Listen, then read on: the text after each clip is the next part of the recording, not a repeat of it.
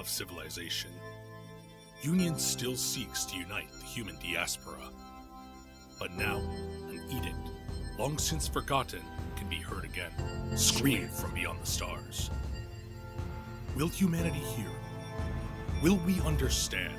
For now, only one thing is certain. Our Lancers will respond when the Starcriers fly.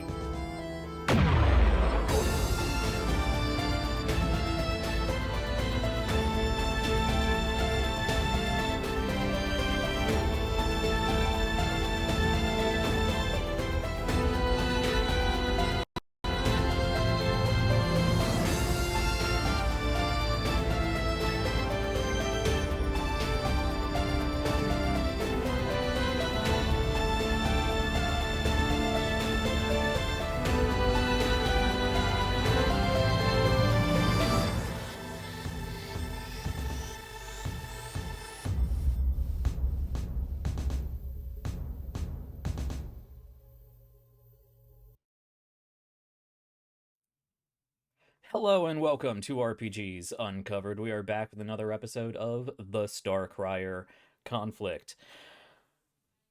And I am very excited for today. We got some very cool things coming up. We are riding off the existential horror coattails of last week, and we're going to continue with that vibe this week. I've been going nonstop for much of this week, not just on Starcrier, but on other stuff, but a lot of Starcrier stuff last night and this morning. So I am really hoping that it all actually comes together the way I think it will. I'm talking tech here, Foundry and whatnot. But we got some cool stuff for today, so I hope you guys are excited. I'm gonna leave it at that. But stick around for the intermission because we got a cool new update coming there, and that's what I'm gonna say. That's what I'm gonna say. We got some cool stuff. I'm gonna keep this simple as I try to. Yeah. Let me just with that. Oh, Mayhem meter. If there is a time for the Mayhem meter, it is now. What is the Mayhem meter, you asked? If you are here on Twitch, you can scroll down, head over to the About section, and there's a little banner for the Mayhem meter. That is a little tip collection page for narrative chaos, and most importantly, to split up and give over to these fantastic cast members here. Anything we get through that is split up evenly and sent out their way as the best way I can think of to compensate them for their amazing time and dedication and amazing creative work that they do here, not only while we are streaming, but throughout the week, and all the fun content and narrative gifts they give me along the way. So if you want to support, first and foremost, head over to the Mayhem meter, but we also have a Ko-Fi if you would like to support the channel itself and help me increase the production quality of what we have going on. But more on that in our outro, because I am ready to get going. But before we can get going, let's head over to our cast and say hello. Hello, I'm Sean. Tonight I am going to be playing August Solitaire Walker, who is only slightly less traumatized at this point than Tavik. Hey, howdy, hi. My name is Haley, and I'm playing Siobhan Shiv, Carrie, and I am they, them, they are she, they. And yeah, we're also really towing that line of trauma at the moment, but we're fine. Everything's fine.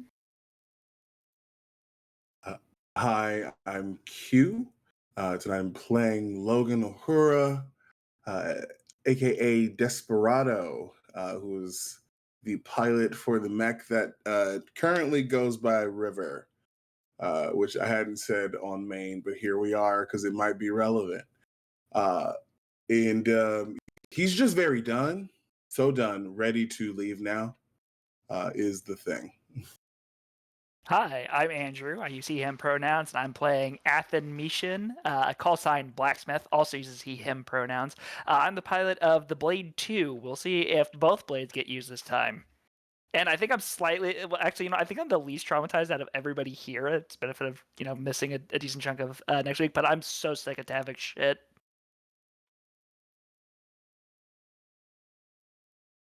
We haven't mentioned it in a while.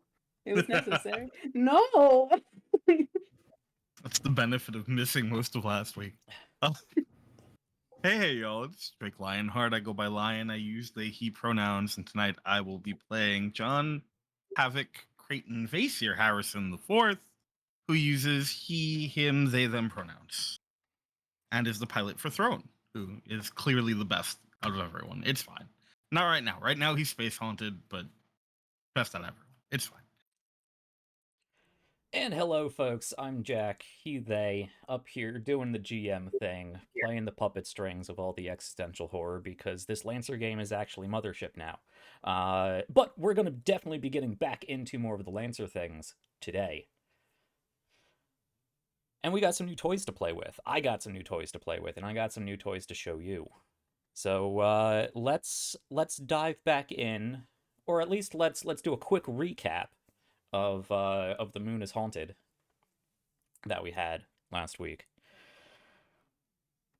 So I will try to keep this short, but previously on the Starcrier Conflict, our Lancers have made their way to some unknown, secret, high-priority, far-space observation array, tasked with corroborating, or at least retrieving data that may corroborate some of the stories that the Commodore and the Oracle have relayed to Union in various ways. Of course, the Commodore being captured, escorted, diplomatically delivered to the administration at Far Station 12.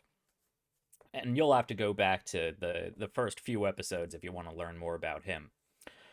But there is something out among the void, out deep in the diaspora, far from Union space, that has been pushing people inward with all kinds of crazy stories about barren worlds and wrecked hulls of spacecraft that are simply abandoned.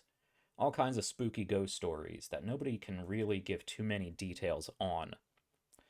And that's why our Lancers are here at this far space observation array to retrieve data that should be looking, well, back into the past, because that is how light works. We are looking back at things that happened 40 to 200 years ago, 40 to 200 light years away. Should give us plenty of time to plan and prepare for anything that may actually be happening out there. But arriving at this station, they found it to be,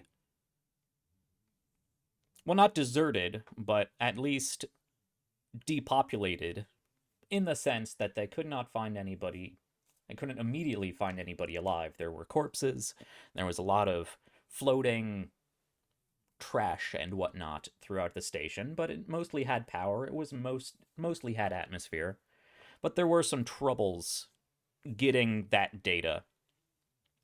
Stacy, the station command interface, the NHP here on the station, hasn't had the best day or year or two, however long it's been. She's kind of cascading at the moment, or somewhere along that stage. And the station was sent into some sort of director override, removing her from the most important bits, cutting off access to this data, cutting off a lot of, well, everything they needed to do. So they played a little cat and mouse trying to find this director override, and actually met the director several times in the wrong order. You'll have to go back and watch last week for that. But they met him when he was shot, and then they shot him. And then later he was dead. And then also later he was dead. But eventually they made it to the central array, observation array, and was able to download the data. Throwing it up on a view screen, they saw that there was, well, a series of anomalies that have been collected and collated and analyzed in various ways. Huge packets of data, but one was brought up first and foremost, this image of a nebula. Some, 80, 100 light years away, looking at this nebula which sent a particular vibe down Solitaire.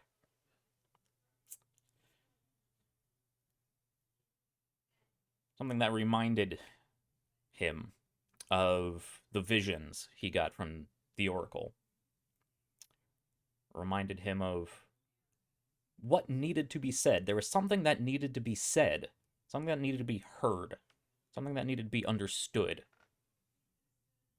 He couldn't quite put his finger on what that was. Until right then. That nebula. That's it. And then the center of that nebula disappeared, and there was simply a hole looking out into the void of space, stars blinking in the background. But that's not how nebula work. The center of a gigantic gas cloud doesn't just blink out of existence, tunneled straight through so you can see to the other side. And then everyone heard this head-splitting scream. And now, on the Starcrier Conflict, you all are... Let me actually get some music going here. What do we want? Let's see about this for now.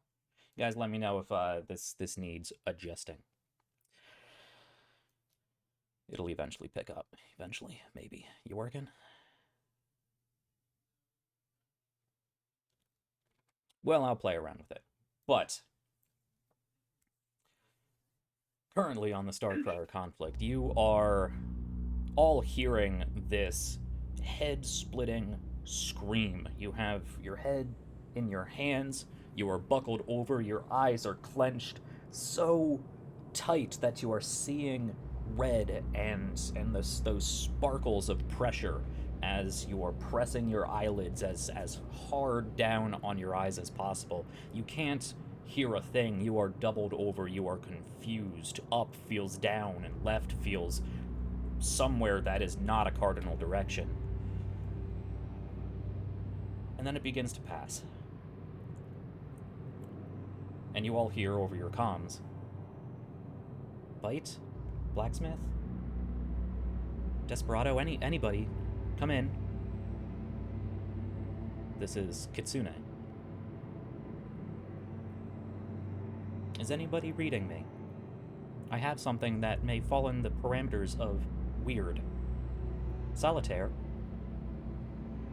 Kid, what's going on? There appears to be a gaseous anomaly that has appeared directly off the array.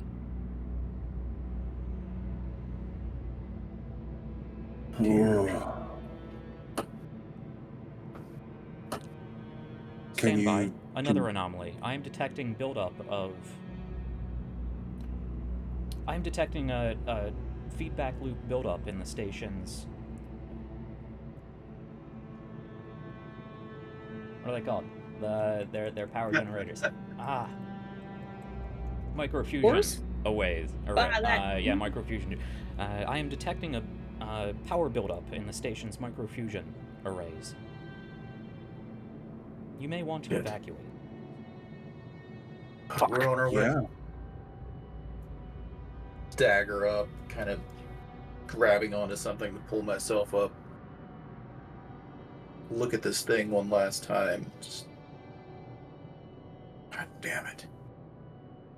Turn and start booking it. Shove myself off as fast as I can. As we're going, all right, everybody sound off. How we doing? You That all sucked. vaguely hear this. You vaguely hear the conversation with Kitsune. Vaguely hear what Athen just called out. It feels like listening to somebody down a long tunnel, though. Because really what your mind wants to focus on, what your mind wants to hear, what your mind wants to understand, is the piercing wail of an infant, the vastness of the galaxy.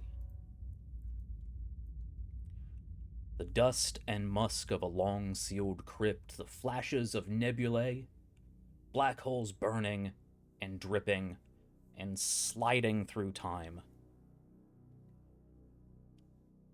You feel hot and you feel cold. And you remember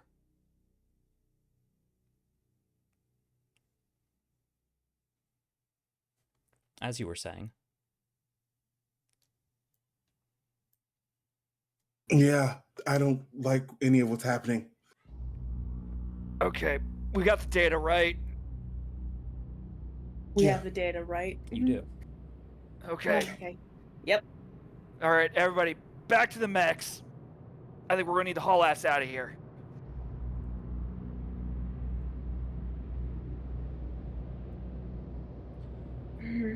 All right, so from this central chamber, where you were interfacing with the observation array, you can throw yourself out of this room, down the corridor, and, well, down that corridor where you previously left this strange paracausal loop that the director seemed to have been caught in.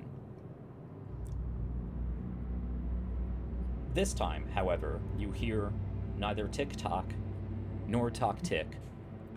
He is very clearly dead. Fresh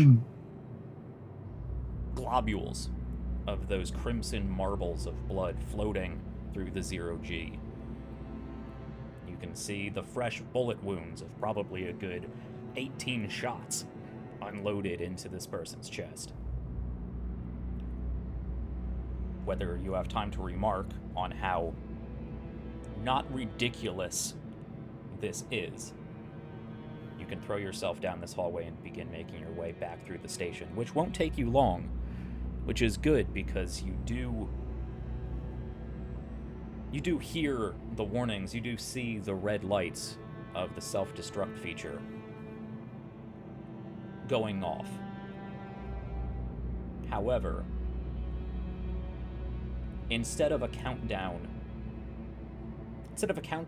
really, you just hear Stacy going, self-destruct in 1, self-destruct in 1, self-destruct 1, 1, 1. Is this something I think I can outdo with the override that I have?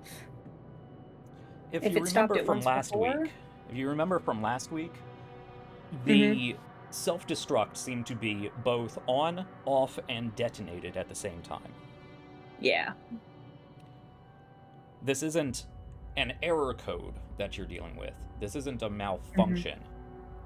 And if it was, it'd be something that would be incredibly delicate to try to overwrite. As I said, it would be a heroically difficult challenge for you to do so. And that is, if it is something that is a programming problem, and not some sort of paracausal nonsense. Not that Shiv would have a real grasp on that second option. No, but I definitely know that it's nonsense. That's for damn sure. As we even like getting into that first hallway where the body is, there's like a noticeable reluctance from Tavik to go in that direction. He does. No one has to drag him unless they want to. But he is certainly the last one through, and they are probably the last one in the forward momentum the entire way across. Solitaire is booking it. Like, microfusion generator melting down, going critical. Oh no, we ain't sitting around for this.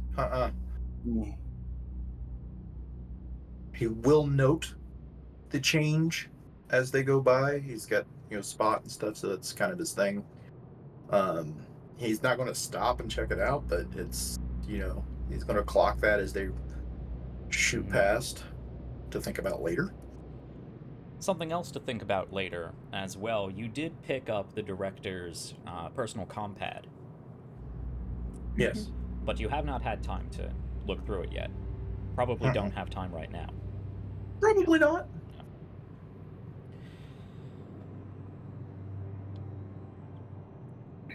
You don't run into any obstructions on your way through the station. In fact, you've gone through this way before. All the airlocks or all the bulkheads have been properly opened and pressurized as much as possible. Fortunately, you guys haven't been in here long, and you still have plenty of atmosphere and life support in your suits. And you can get to that first airlock.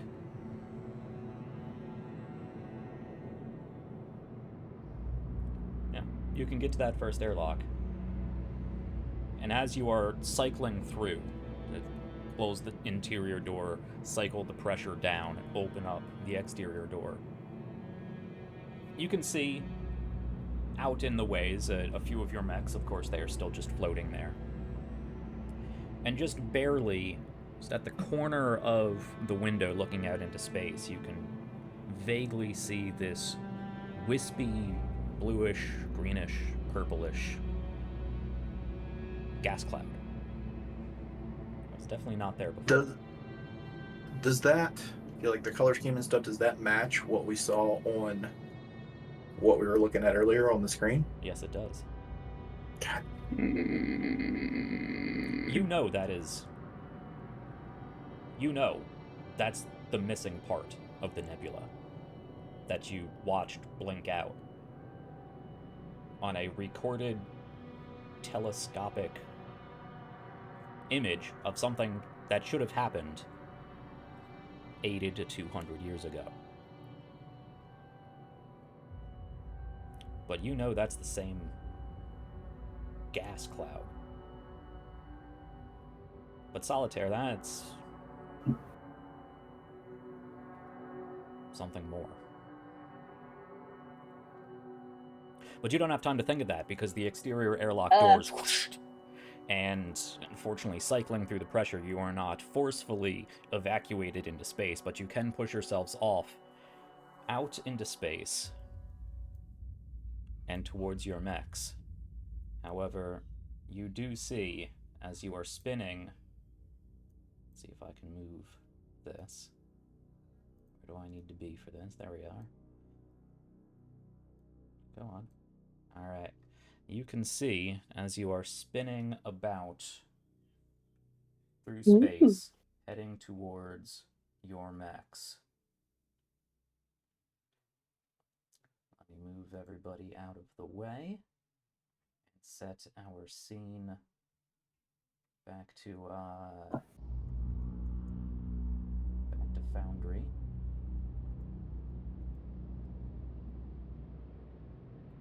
There we are. Zoom in a little bit more. So we have the station down here. Your mechs are floating somewhere out, not far from the station. In fact, a couple of them, I believe, were actually grappled onto the exterior. Yeah. Mm-hmm.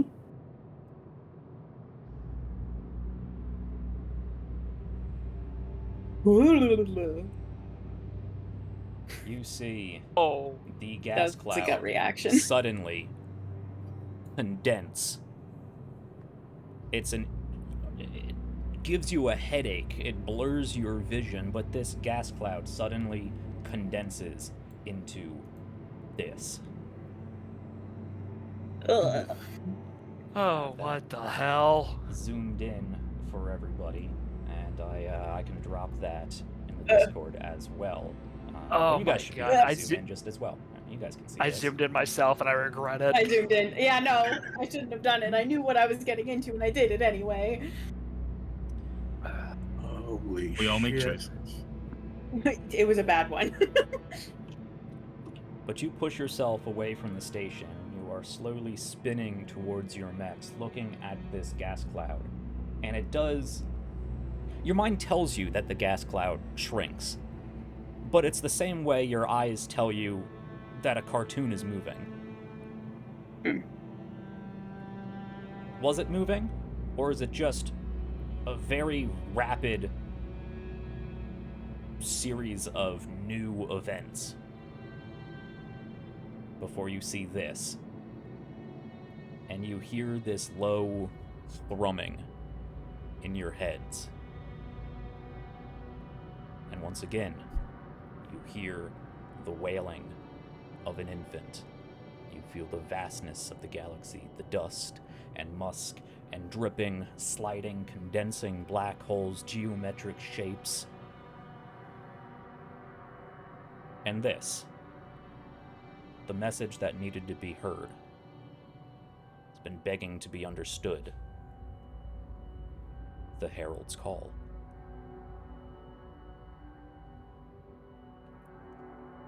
Oh no. Kitsune, scan that thing. Is it organic? Readings are inconclusive. This is quite an anomaly, Solitaire.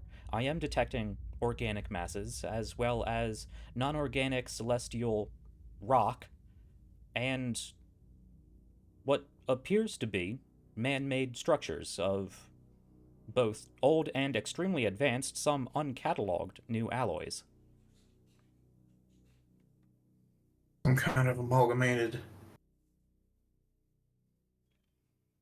Okay. I'll be there in a second. Certain areas are registering as, well, almost stellar masses. However, I'm detecting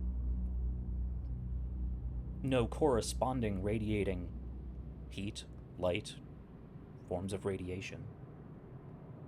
Anything that looks like communication signals.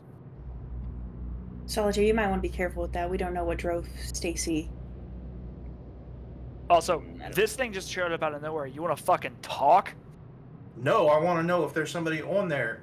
Because if they're broadcasting anything, then that may mean there's somebody on board, whatever the hell that thing is. And you want to go on it? No. Okay, I then. want to know what the hell I'm looking at. That makes one of us. We've accomplished our primary objective. We need to leave. Well, let's hope Squidly up there lets us. Don't make me laugh about it. I am detecting a number of radiant energy sources, some of which may be transmissions of some kind, throughout a number of different frequency bands.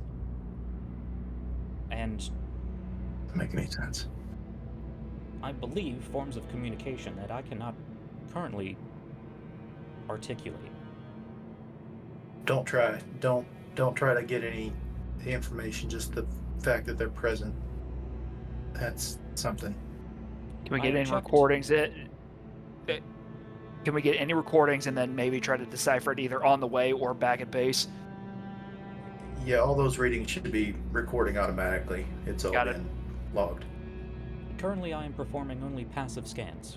Whatever my sensors are picking up, that it is radiating. If you would like to attempt more direct scans, we can initiate that. Negative. Stick to passive scans for right now. We don't know what kind of an active scan might trigger something. I don't know. Just stick to passive. Maybe it doesn't know we're here. Oh, it knows you're here. You know it knows you're here. It's looking Damn it! I'm in right at denial. you feel it looking right at you. Right into you. You've never been more seen than right now. But it doesn't feel like a predator stalking in the tall grass. You're not the deer with your ears twitching backwards.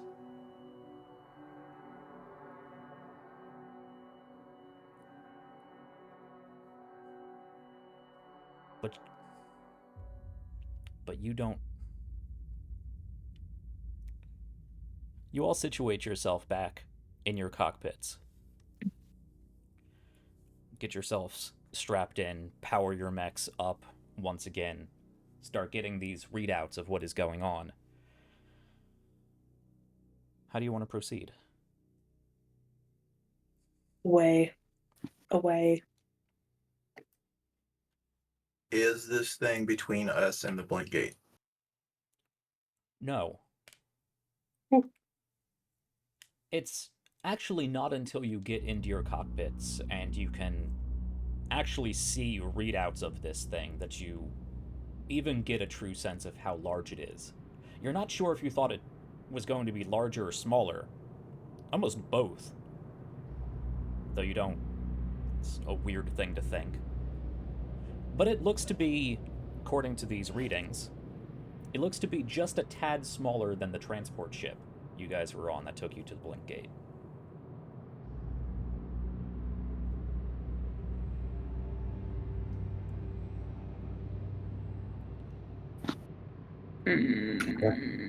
There is something familiar about whatever this is, and also something very, very wrong. Yeah. Okay. Everybody in? So Yeah. immediate we're all plan in. that. Oh, go ahead, Desperado. I just said we're all in. Okay, so I think that we should try going as fast as we can. I'm going to hang back just a little bit. If we need to provide covering fire, we can. If that thing starts to try to engage us, we're going to have to try to destroy that. There's no way that thing can be allowed back to where we are. Checking all available civilian and Union administrative and Navy databases, this does not correspond with any known creature or starship configuration on known file. That doesn't surprise me at all. No. Nope. So, when we joined this, I didn't expect to, make first contact with something. But I will say, that thing is nasty, and I got a really big fucking gun. And I'm gonna pull the heavy machine gun, off my bag and, strap the belt in, just in case.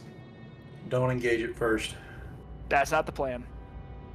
Alright, let's get the hell out of here. Point of context, I'll leave it to you how you want to classify this. But from your understanding, humans are alone in the galaxy.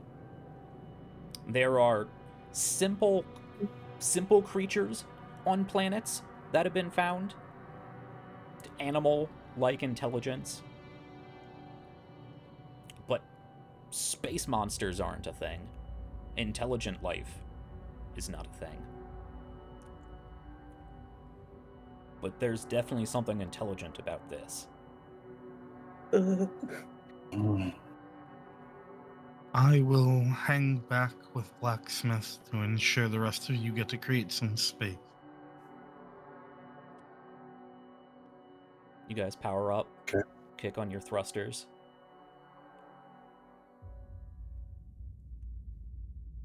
And as you begin burning away, you notice behind you a series of extremely bright flashes of light in succession, 5 of them, and your mechs are thrown quickly, listing and tilting and spinning forward, sort of away from each other as the station behind you detonates and explodes.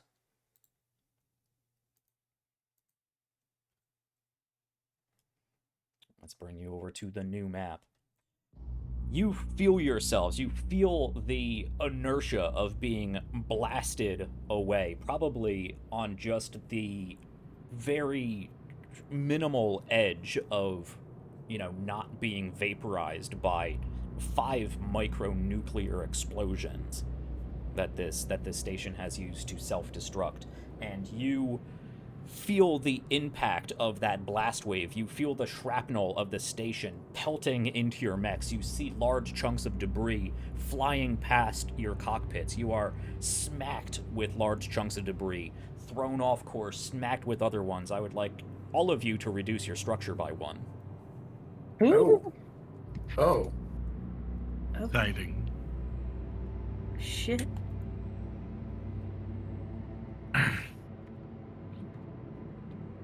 God damn it. Yeah. Y'all alright? You do not have Alive. a conversation. Oh no. Goody. Well, on top of reducing your structure by 1, because you reduced your structure, I need a structure test from everybody. Oh boy. Mhm. How do we do that on here? I forget. Structure. Is it the blue button under macros? Let's do this. I know it automatically comes up if you reduce your HP to 0. Yep. Yeah. Ah, okay. That's where you're gonna have to So do then it. here, let me put that back to 4. Reduce my HP to 0. Enter. That's a There we go. Oh, what I got? Oh, system trauma. Oh. Ah, it's scrolling too fast. Oh, hey, I've got system trauma. Oh, apparently mine. Yeah, because I get to roll mine with advantage, but yours popped up as soon as I went to go click my. I'm gonna roll for my my custom paint job. All right. Ah, Oh, no. damn it. Okay, so I Yeah. do take. Wait, did mine roll? So what do I got? System trauma. What do you And mean? then, okay, I roll 6. Oh crap! I'm gonna lose. I lose the system. Oh no.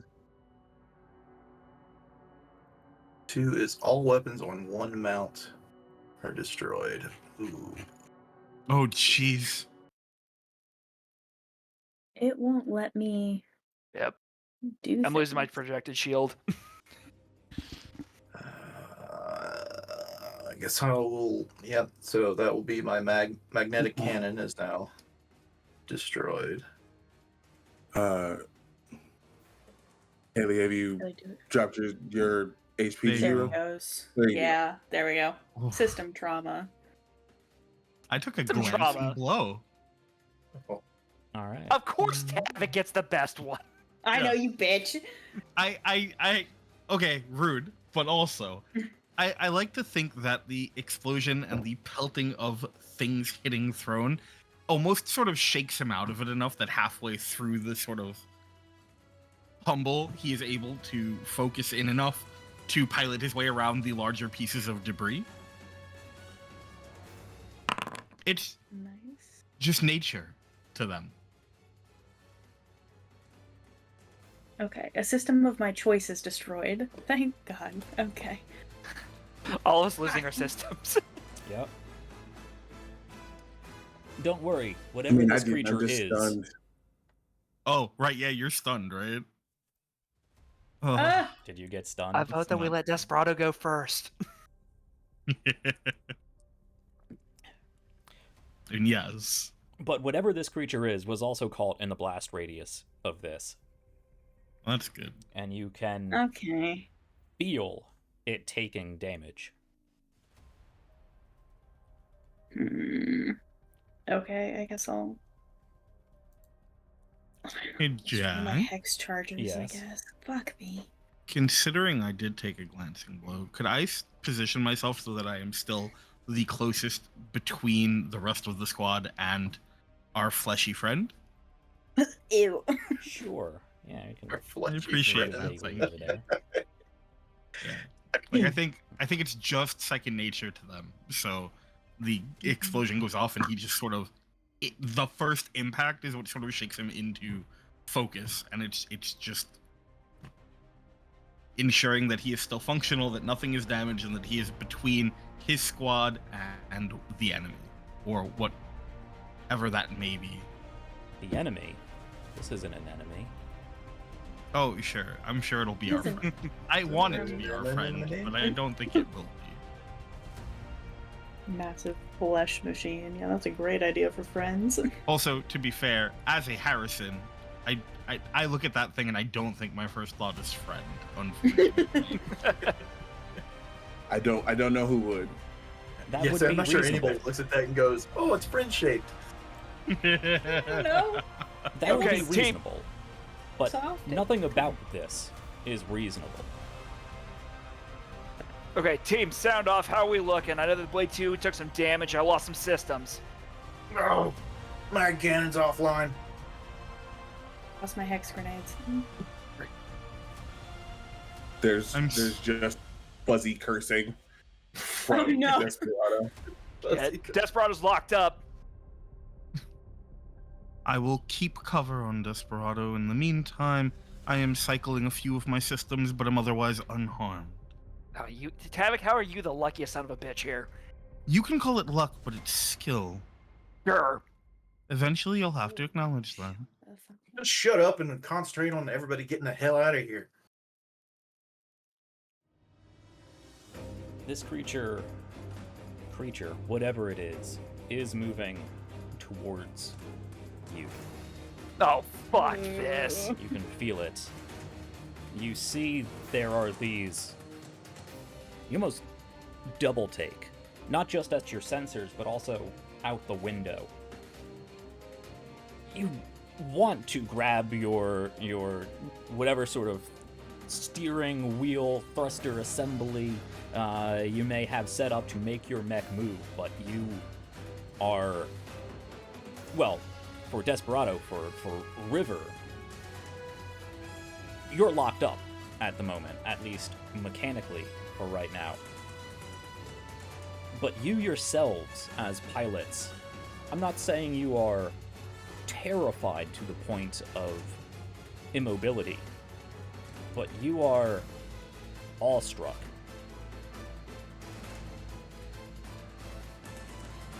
Mm. And it Everyone takes a does second things before like you that. even have this conversation that you just had. Probably a little longer than you thought.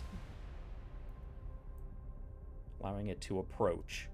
Oh But no! you can see a few of its tendrils are, instead of just trailing loosely behind it, are snaking out in front of it.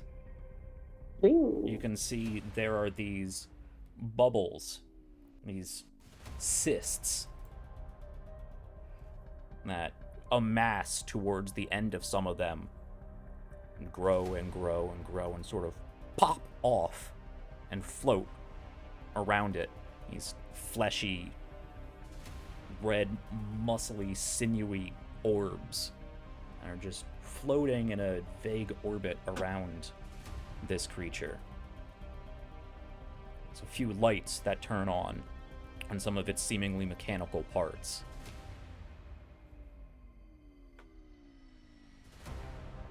And you feel that it wants you.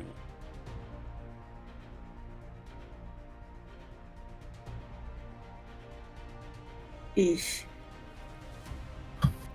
We're going to drop into initiative, as initiative is handled in Lancer. And I will leave it to you what you guys want to do. Whether you think you can outrun this, whether you want to engage it, and how you might do so, whether you want to communicate or scan, whether you want to book or just try to loosely drift backwards, slowly stepping away from the angry dog. Who wants to go first, and who wants to do what? Quick question. Is this thing supposed to be on the map? Yes, can you not see it? I can't. I can. I can. Okay. I let me- can't. I just need a reload Foundry then. Okay.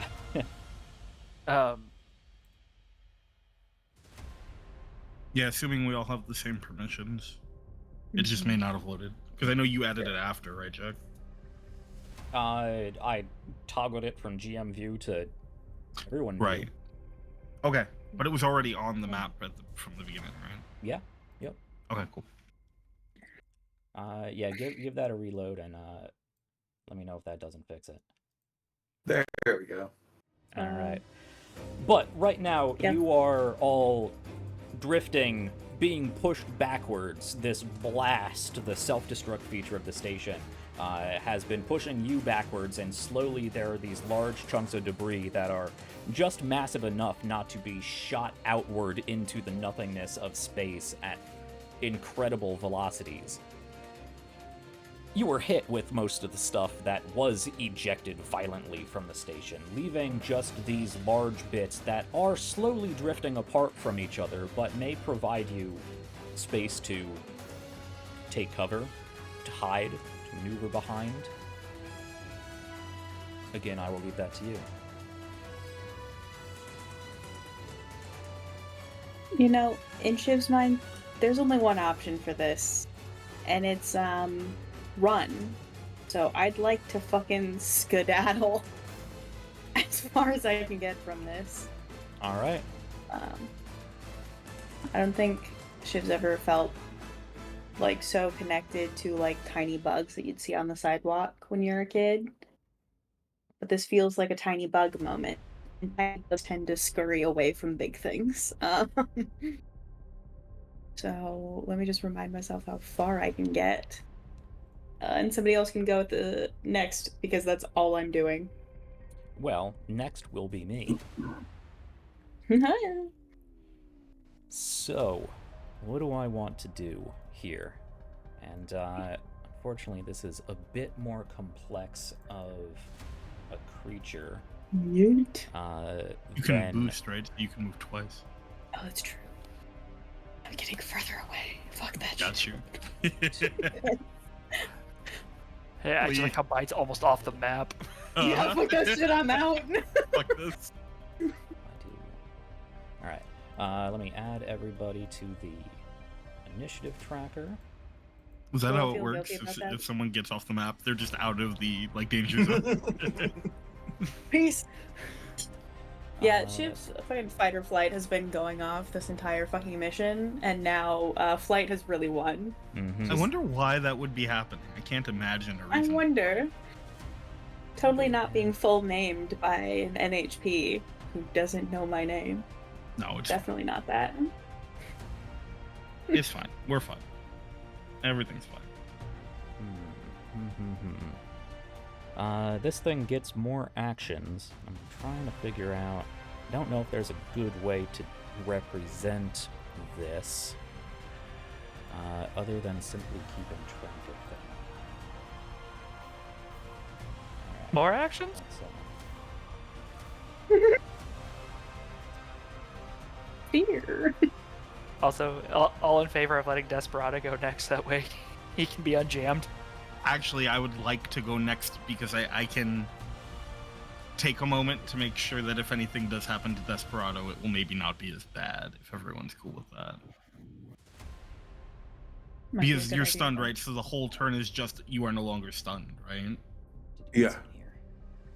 Do you mind if I go before you to, in case That's something fine. happens in the time between? That's fine. Listen, I'm not doing nothing.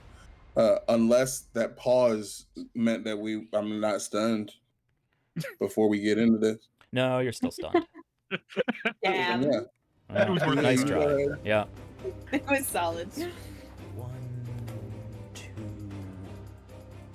Should be enough. Where are you? These penny sightings are really helping me calm. Surprise dog. Yeah. Yeah. Oh, that's not great. Yeah, am I gonna Um, regret being 2 spaces worth of movement away later when y'all inevitably get into some bullshit? Yes. Is it true to character to run as far away as I can get? Yes. Mm-hmm. It's a solid thing to do. Do it and then remember those of us who don't make it back. That's all. Yeah. Tell our Carry story. on the legacy, guys. Yeah. So when all our new characters come in, you can be like, you won't believe the shit that I've been. I get to be the traumatized one. It's a mantle I will happily pass. There we go. Start combat. Alright. So, Shiv has went. We'll mark you off. And now it is the Herald's turn. So, I think I will hold off on this for now. Because it good. would just be unfair. So, instead, I'm going to... Why am I highlighted? Doesn't need to do that. Let's see. It is going to move. It's not terribly quick. Move. Oh my god, it's huge. Let's see. What is the range of this here? I don't believe these things can boost. Alright, cool. So, we are going to You see at the head of this creature, though that even feels wrong thinking about it having a head. I don't know which part of it that is. The front bit. it looks like there's a series of asteroids that have been lodged into or enveloped by this organic mass. Some of them asteroids, some of them just look like they might be sort of chitinous lumps. Others look like they have scales, or it's a series of bones twisted around each other. But at the head of this thing, there looks to be a few space rocks there. And as it approaches, as it drifts through the blackness around you, you're sure it was a few asteroids stuck into this thing. But now it's a cannon. Now it is... well, it's glowing. You see this large glowing barrel pointed in your direction. And, let's see. Who do I want to shoot with my non-space particle cannon? Let me just go ahead and roll it. And that's why we get the out of here. Shiv. Yes. Why you running? Because I'm scared. Oh no. That's a miss. The other four of you see this whatever it is begin to glow. There's a deep recess in what looks to still be rock, but also has this sort of metallic inside tube that begins to glow and glow. And then there is simply a tear in space that shoots between the lot of you, grazes this piece of debris over here. Shiv, you turn around just in time to boost mostly out of this thing, but it is a large beam, and you still take 2 points of energy damage because it is a reliable weapon. And you immediately get warnings that part of your structure just aren't there anymore. You don't lose a structure. Okay. You just take the 2 damage. But it has removed, not damaged. There's no debris. There's no ambient heat or radiation. There's just parts of your mech that aren't there. Who's next? What? Team, I don't think we can outrun this fucking thing.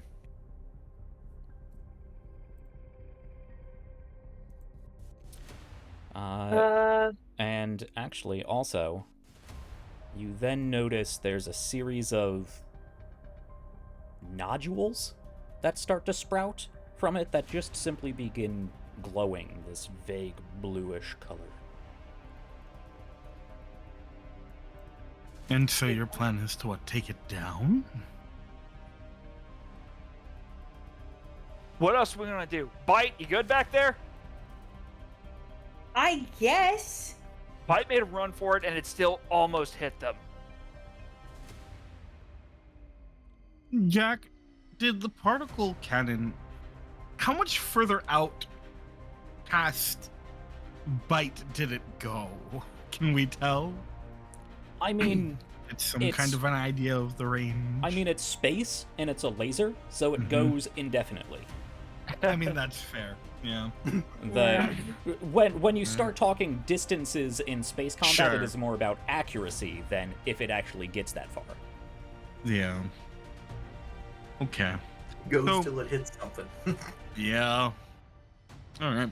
So, there is a moment as Throne begins moving where small white, almost like clay pigeon-looking things sort of sprout out from slots in its side, and then they will zip over to where Desperado is, and they begin to sort of circle around you and create sort of a projection surrounding you. Similarly, a few of them stay around Throne and create a similar projection around Throne. As I activate my shield.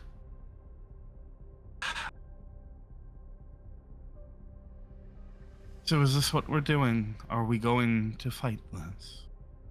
Unless you got a better idea, Tavik. Let I me doubt you'd interject listen even if I did. once more, actually. Shiv, as a child, were you ever chased by a dog? Oh, 100%.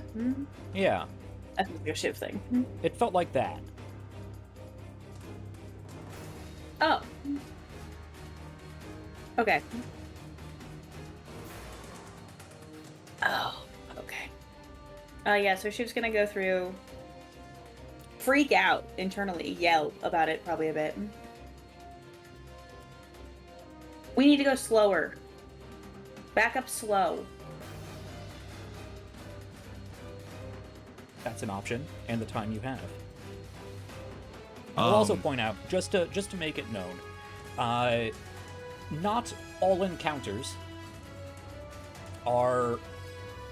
Not every encounter has the primary objective of destroy the enemy.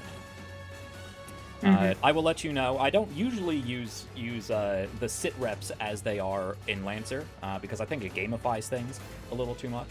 But for transparency, I will let you know, you have 5 combat turns, rounds, initiative passes, whatever you want to call them, before something happens. There is also a hidden trigger. But presumably, in 5 rounds, this will be resolved. In what way this is resolved will be determined by what you guys do. I apologize, I interrupted once again. Starblood, please continue with your turn. So with the shields around myself and Desperado, I am going to take a moment. There is going to be an inaudible to the comms hissing sound as I take that last active hit from my stims.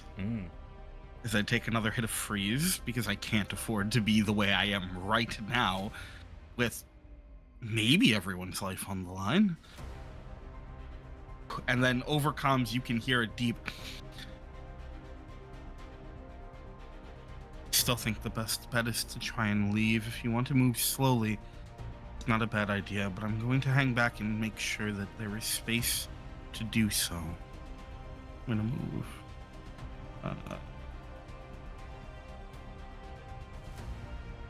here.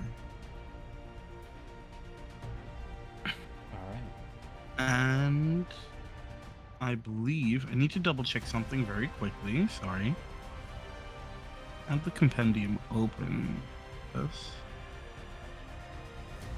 Need to scroll down. Double check.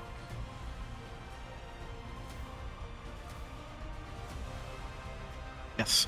Okay. So.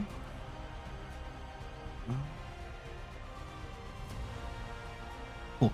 So then actually. Okay. Oh, I didn't. Did I do that? I didn't mean to do that if I did that. I believe you did do that. Oh, I don't know how to undo it. I'll take care of it. Alright, sorry about that. Here we go. No worries. Actually, this would be 4. Actually, let me go to this one. That would be 4. And then I can...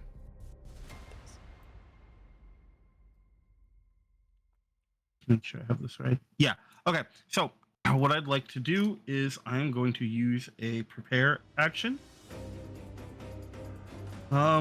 If this attacks them again, I would like to skirmish it. Okay. So yeah, so I'm gonna, so Starblood, as these bits are flying out and as this conversation is happening, takes that hit and then they start moving forward, just deftly trying to create as much of a position between him and the rest of the squad as they can. And then there is I don't think anyone will see it from here, but there is a slow sort of wind up of light happening under the scarf. And that is Starblood's turn. All right. Back to our first baby Starcrier. Baby? I'm sorry, that's a baby? Let's see here. Yeah, oh no, this is just We're so Too fucked perfect. for the rest of the series. let's is anybody else? I think we'll wait on that. Yeah, there are those sort of pulsating meat sacks that are floating around this thing that drift away from it. There's probably a few of them, 4, 5 of them. Probably not larger than, I mean, we're still talking mech sizes and space sizes, so probably not larger than like a minivan, a size 1/2, a series of size 1/2 things, and take up about the size of one of these cubic hexagons, however that works. You see they drift out towards the group. Let me, I'm using an old asset for this. Let me hold this over here. I'm just going to call that actor list for now. There we go. I'll zoom in a little bit so we can see what's going on. Of course, Byte is off screen at the moment. But these fleshy looking orbs seem to ripple and then almost crystallize and condense. You can see them shrink. They get smaller and smaller, and they develop this dart-like point out to one side. And then they all twist directly in, focusing down on, let's go with Blade 2 here. Is going to attack you with its cytodrones.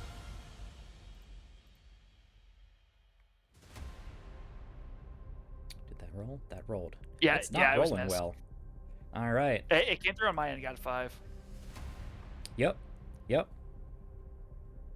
That I think that triggers my prep. It does. Oh, good. So what So- exactly is it do? Yeah, please. Yeah, let me point out. Well, actually, you know what? No, you have no information on this thing. Continue. So That's something But that can what be do you- remedied, but currently you don't have any information on this thing. so what did it do exactly?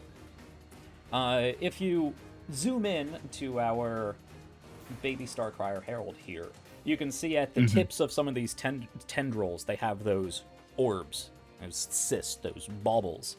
They sort of popped off of the creature, a series of them that begin sort of orbiting around this thing, and then they coalesce, come to a point, and fire out a series of particle beams down towards Blade 2. Okay. Barely missing. Well, with a 5, you know. Are missing. there any of these little like cysts still like visible at all on it? They're all over, yeah. Okay. There's a bunch of them. I'm gonna take a shot with my thermal pistol at one of them. All right. I mean, the ones that did fire are still there. They don't Oh, disintegrate they are. Oh, I'm on firing at one of activation. those then. Yeah. And All I'm right. firing on one of You them. One can of those. Yeah. target this sort of swarm of semi-organic drones. So we are flying, which means I get 1 accuracy.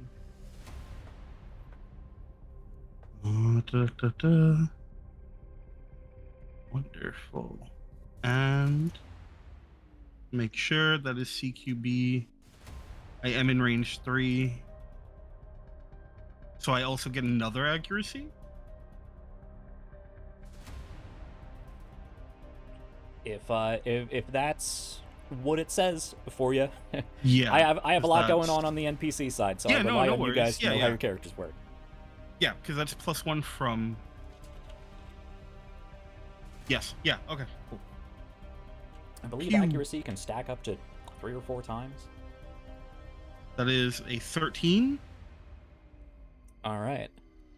For 2 electricity, 2 energy damage.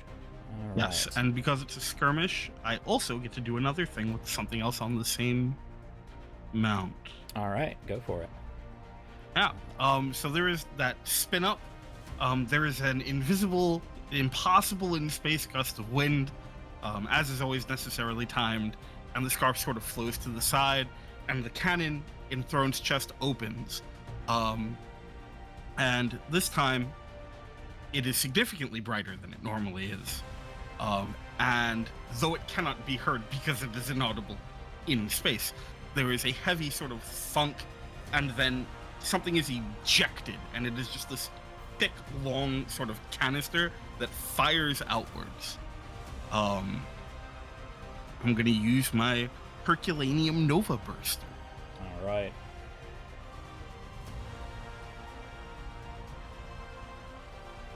That is a 19. That'll do. That is 1 energy, 4 burn. 4 burn. Excellent. So it hits, and as it hits, there is this just like point of light detonation that erupts, and the entire thing is just for a moment cloaked in this like mortar style flame. That will leave behind just this thick sort of like dense cloud of burned off gas. It creates a cone 3 area of soft cover and There it difficult is. terrain. All right. Yes, there is this lingering cone of, well, it's in space, 0 gravity, so it's not sticking to the ground. It is these globules of floating, vaguely burning, this sort of wispy, smoky, not smoke in the sense of actual smoke, but wispy, almost windy, like fire, flame, as much as flame can exist in space. A series of corrosives and something akin to napalm that is stuck spinning in globules in the 0G in this area that you should now be able to see. I think I have it aimed the wrong way. It should be aimed at the... Oh, yeah, because that's the thing, right? Yeah. Yeah. No, that's right. Okay, yeah. Yeah, okay, cool. It's... But it's this thing, right? Yes. Okay, cool. Yes, it is that Thank thing. you. Yeah. Great. But that was just your held action, your interrupt. It is not done. Yeah. It is, in fact, going to pop out another series of these things. As soon as I can bring them up. There we go. Let's make another globule. I can deploy these. Let me just double check.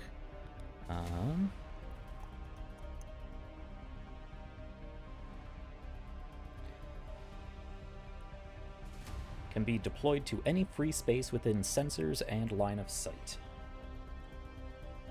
We're gonna have them shoot off. Actually, check its sensors. Does it have line of sight out of the zone? What do you mean out Is of that the zone? out of the zone I created?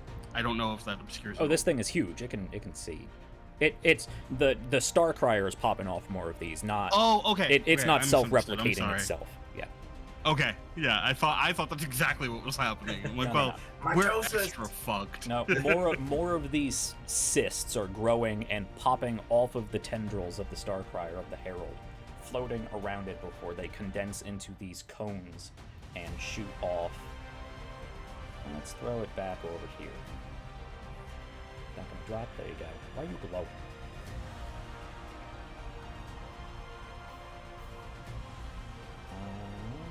Just a second. Let's just set this to 0 and this to 0. There we go. All right. That'll do.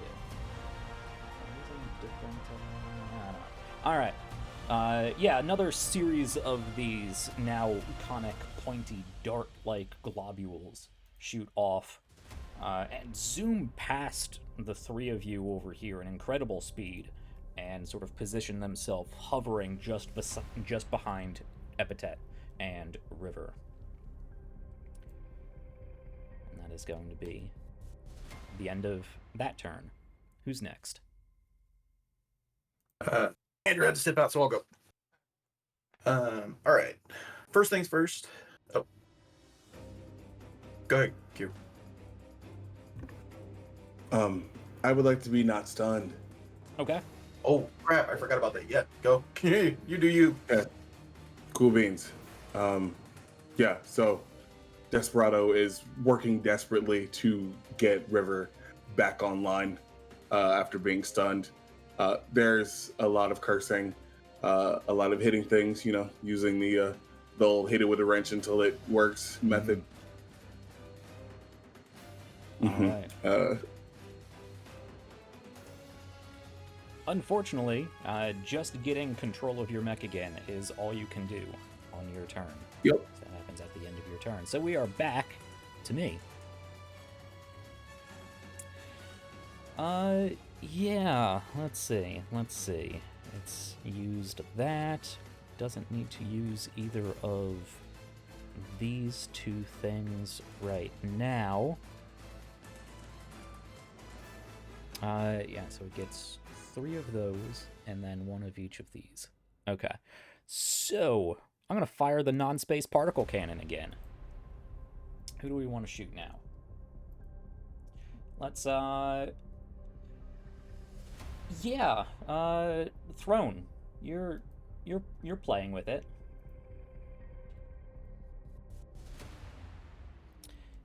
And, let's see, this is... Yeah, that's just a quick action, so you know what? It is going to, lock on as a quick action, right? I believe so. Yeah, makes sense. I believe so. I believe it is going to lock on. Yeah. And, So I have... Oh, yeah. Cool. Because this again does bring up my question about the area that's covered by the cannon. Because I know it creates soft cover. I don't know if it obscures vision at all, or if that has any impact on anything. It does not obscure vision, but it does provide soft cover. Yeah. Soft cover is like partial cover in like D&D terms. So you got like the half wall sort of thing going. You're not completely behind a structure.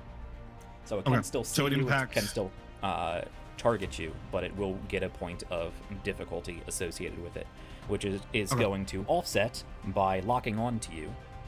Mm-hmm. Which I do need to... How do I do that? Go over tech action.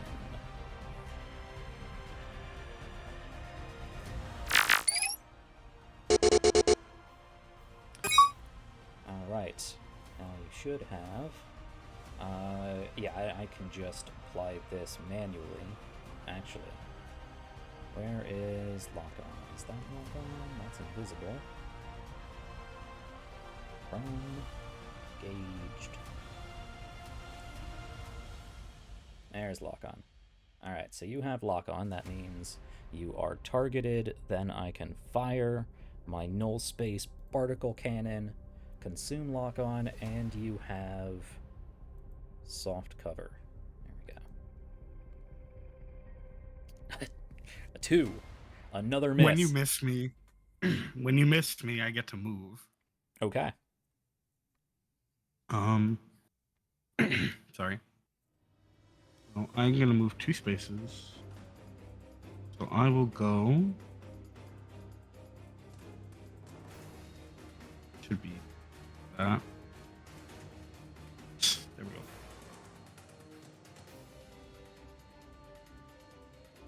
There we go. I'm gonna go there. All right. So moving within its threatened distance actually does provoke an Overwatch attack. You you throw your boosters on and start boosting away, and everybody sees a series of tendrils just sprout out of this thing, shooting out into space, trying to grasp at you. You still have soft cover, and it comes with a point of difficulty doing this, so we'll see. That's a miss. All right, you managed to boost away. That's an attack, right? That's what is giving you this feature, because this is an infinite loop, and I'm going to put a stop to that real quick. That's valid. It's from Ace. Acrobatics says that when flying, anytime an attack misses you, you can fly up to 2 spaces in any direction as a reaction. Okay. As a reaction. Yes, you only have one as reaction. a reaction. There you go. Yeah. Right, yep. So that's the one. That's yep. how that balances. All right. Yeah, cool. Yeah, that would have been very silly.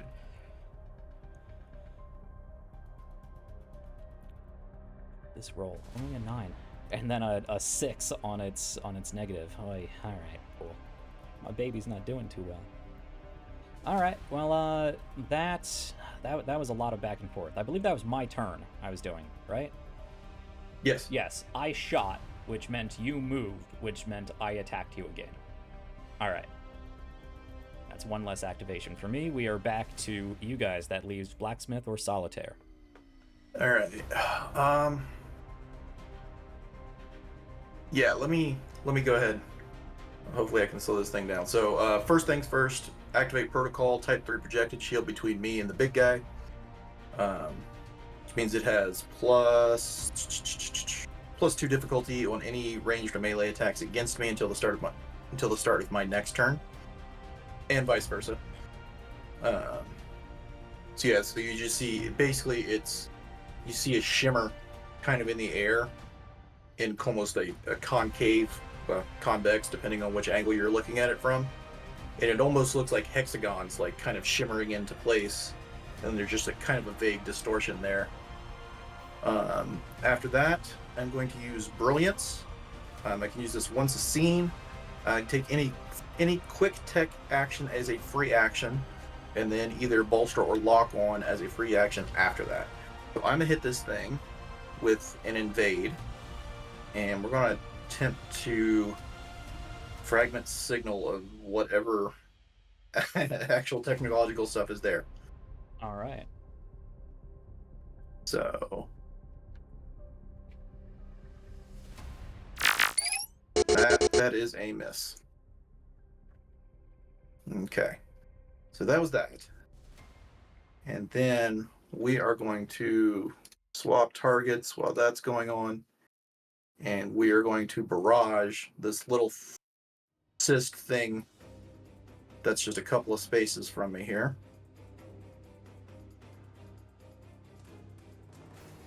So let's see.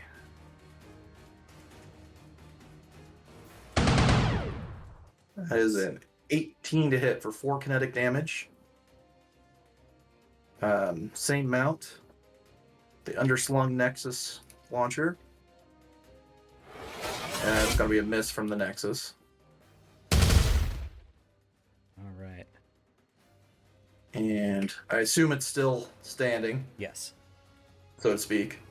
Then we're going to hit it with the prototype weapon. Oh, stop that. I do too have use.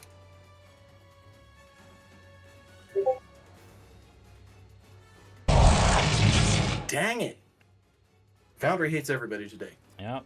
So that's a use of that. So yeah, so it's like, and I picture this, like, throw up this shield and he starts turning towards this cyst thing behind us, and it's like, Kitsune, try to slow that thing down. And Kitsune is, popping out the invade on this thing, trying to hit it with fragment signal at the same time that he's firing weapons at this thing, and obviously most of it was a giant waste of time. And then If this thing has any sort of unified programming code, it is not in a language that I understand enough to currently affect. goddamn, of course not. Goddamn alien squid swarm thing.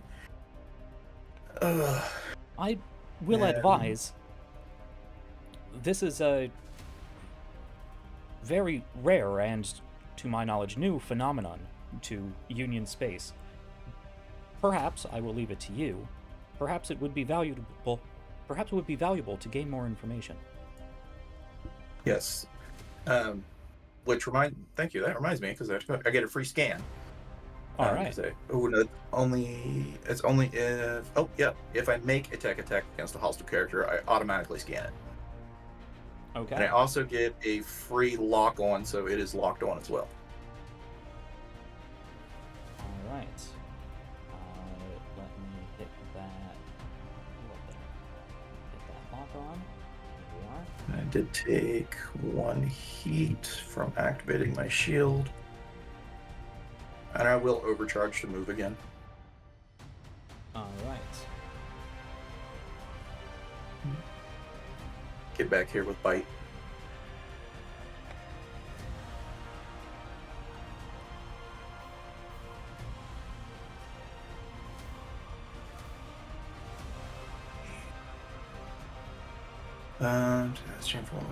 Weapon systems statistics.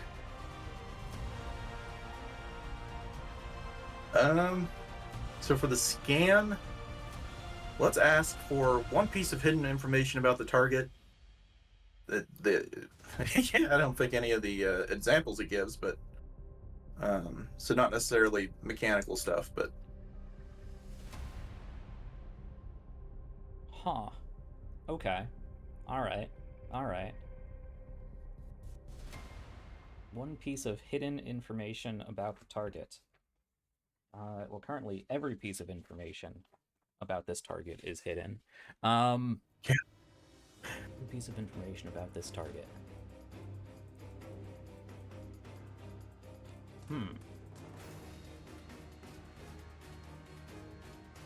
What do I want to give you? So, all right. Solitaire, I am attempting to scan this creature entity more thoroughly. I am detecting both organic and synthetic, both organic naturally occurring, non-organic, and presumably man-made synthetic materials. However, as stated before, some of these materials are of unknown and incredibly strong alloys. But if I am understanding these scans correctly, this creature, or at least its organic parts, at least some of them, are showing up as human DNA. the hell did you just say? I am unsure how this is possible. Holy shit. And then that'd be the end of me. All right. Are we all privy to this conversation with Kitsune, or is this just you and No, the kid? yeah, this is. Oh, okay, good. It's important. It's important. That was Solitaire. Back to my Herald. All right. Time to be a little mean. Because I have to. I waited as long as I could. So I am going to take the full tech attack action with my Stunning Whale. And this has sensors out to 15. So I can... Dang. Yep, I can just get Epithet. I cannot get Buddy. So let's lock on to you, and you, and you. Do I do this with shift? Yes, shift. You, Sorry. and you. Wish we could suffer together, but not really. This just means you have to save And, No! let's see. this. It's gonna go so well. And this is made. I have to remember to articulate myself. This tech attack is made with +1 accuracy. Oh, not that. Everyone but Oh. Solitaire, and of course, Bite. That is real bad. That's a lot of crits. That's Yeah, it is. That's real bad. All right. Thankfully, crits on tech attacks don't do Yeah. things. Usually. Usually. Blacksmith. Desperado. Yep. Starblood. You feel it in yourself before you notice it in your mech. Actually, you might not notice it in your mech because the three of you just start seizing. Like actual seizures. Your neural system is being overloaded. You feel a prickling sensation over your entire body. But not just the exterior of your skin, the interior of your body. You feel like your mind is being stretched out to fill the vastness of the galaxy, and also being left to rot. This feeling of trying to assimilate far more knowledge than you are capable, and trying to explain yourself to something that just simply cannot understand it. And while the three of them are seizing in their cockpits, their mechs just shut down. And three of you are stunned until the end of your next turn.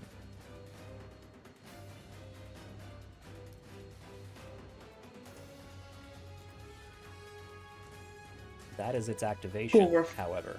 Fucked. Blacksmith, you're the only one left to go, but you are, you're not doing too good right now. What was that, Q? I was gonna say, at least on Foundry, it says we get a systems roll. Yeah, we get a system save. Yes, that makes it a little more balanced. I do remember adding that in. Good call. Good check. Yeah, go ahead and give me a system save. I'm glad you saw that. Yes. That was not in my first draft. Then I'm like, this I'm glad you added it. The goodness knows that means I might actually be able to do something because that's a 16 on my end. that I'll save. And I got a That's 13. 15. All right. Hey, Star Blood, one better. Desperado. I'll give you a high five. I got 13. You know what? I don't need Okay. this right now. Never mind. You're all fine. Okay. You do, Didn't you however, lose a have system this before? very quick seizure, and your mechs do, your screens do flicker off. Thrusters, not all of them, random thrusters just begin firing, and you quickly shoot to one side, spinning in, not moving, but spinning in place in the 0G before you snap yourself out of it. You feel that sort of twitchy, like you've just been electrified sensation as you calm yourself down, trying to push the adrenaline back down into the glands it is being propelled out of at the moment. But you are not stunned. I will say, just on my end, I definitely have blood running out my nose from that one. That was unpleasant. I am going to relocate myself over here really quick, and then I'm just going to let loose a full barrage, shotgun in one hand and heavy machine gun in the other. Shotgun is going to be going after the little guy. I will point out, if this changes anything, that soft cover does work against you as well. Yeah, that's fine. Cool. Actually, in CQB, because I have the Vanguard 2. Yes. As long as I have line of sight, you ignore both soft and hard cover when using CQB weapons. All right, never mind. Within range of 3. So good. Okay, so we're going to attempt to. You also get Attack. accuracy. Yep. Also, if it changes anything, I'll let you keep the roll. But if this changes anything, this thing is covered in essentially corrosive napalm. I'm still going to go ahead and shoot it. All right, you blast it to Let's bits. speed up that demise. Yeah. You boost over, pull out your shotgun, flip around, and it... and Yep. these series of small, semi-organic, pointy globules are just shredded into strange, mucus-coated bits of flesh before they evaporate into gas. And then with the other part of my, like, as I'm like firing that, I'm like, my other arm is gonna like come up, and you all see like it's this big, ugly, heavy machine gun, like a belt feed coming off the shoulder kind of thing, and I am going to let loose with this. Pray for me, because this thing is, let's see. Oh wait, nope. Disregard, because I forgot. I thought I put the heavy machine gun on, and I did not. It's still my axe. Or wait, hold up. What just happened? For some reason, I'm looking at an older version of Blade 2.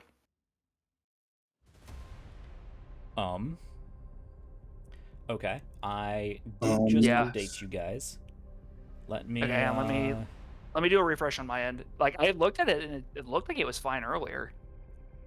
Let's see. Importing character from share code. Successful load. So this Blade 2 is whatever your most recent share code, which you just sent me, is showing. So I'm seeing your shotgun, your chain axe, and a heavy machine gun. Okay. Yeah, when I pulled up my Lancer, it wasn't showing it. Okay. Okay, let's try this again now. Okay, and then it is inaccurate. Let me make sure that I have the thing selected. Sorry about that. You guys mind if I go ahead and consume that lock-on to make this a little bit easier on me? Go for it, man. Yeah, unfortunately, it's 25.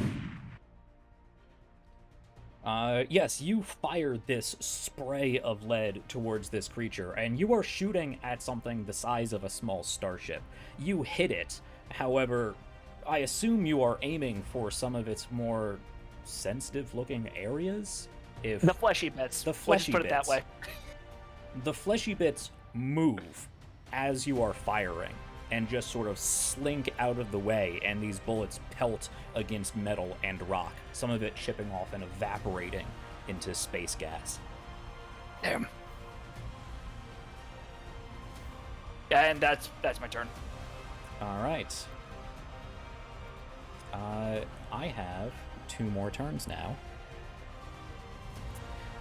So it currently your tech attack missed last time, Solitaire, right? So it doesn't have any conditions. Yeah. So really, this isn't going to do us any good this particular turn. So that's just going to sit there. That takes care of that activation. And then it gets 1 more of its own activations. And, yeah, out of range. Out of range. No, that's range 5. Nice. Ah, there we go. Alright. So, I need to you and you. Now this is going to be going through that area of soft cover. But it is going to lash out with more of its tendrils as you are boosting back and forth around this area of flaming globules in space. Let's see, half cover and half cover. Roll.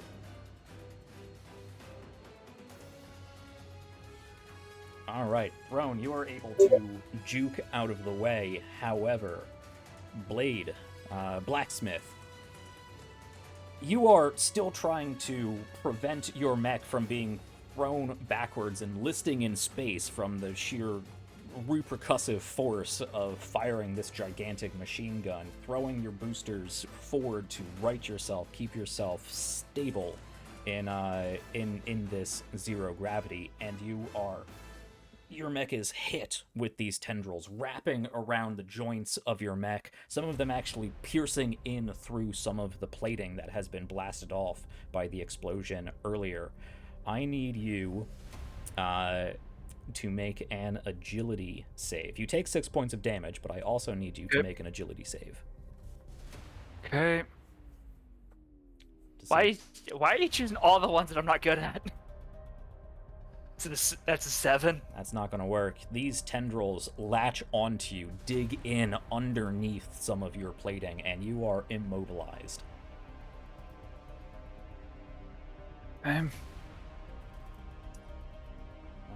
Let's see. If I can zoom in. I need immobilized. Visible. Tangible. I'm going the wrong way. Are these in alphabetical order? Is immobilized an option here? Or is immobilized? They are not in alphabetical order because that would be too helpful. Alright, there we go. You are immobilized. On subsequent turns, on your turn, you can make a full action hull save to try to rip yourself free of this.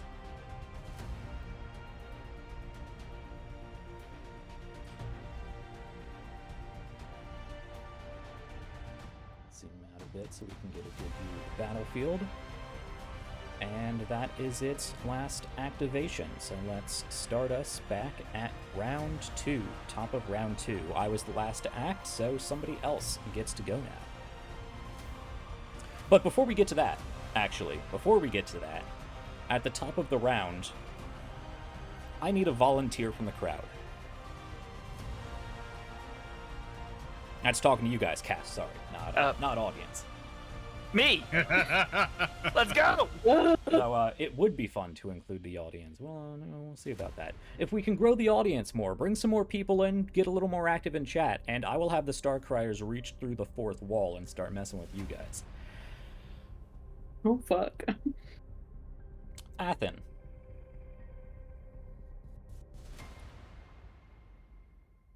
You're not in Blade 2 anymore. You're not in space. You're not essentially face-to-face with some gigantic alien monstrosity. You're back somewhere. Somewhere pleasant. A memory. A memory? Are you reliving it? Are you back then? Is this something you're remembering or living again? You're not sure. I would like you to describe to me some important, pleasant memory, and then make it go wrong. So I am probably 16 years old. I just signed up with Circle of Blades, and Nathaniel Storm, who's the leader of our group, just gave me my first gun, and he's teaching me how to shoot it. We're out at some abandoned spot. You know, there's cans, bottles, little bits of target practice, and I've been struggling with it for probably the last 30 minutes or so. And I finally get one. It's just like there's that quick pop, bottle explodes, and there you go, kid. Yeah, and Storm claps me on the back, and it startles me, and I turn and shoot him on accident. You feel the warmth of blood spray against your face. And you're back in the present. For right now, that is your new memory.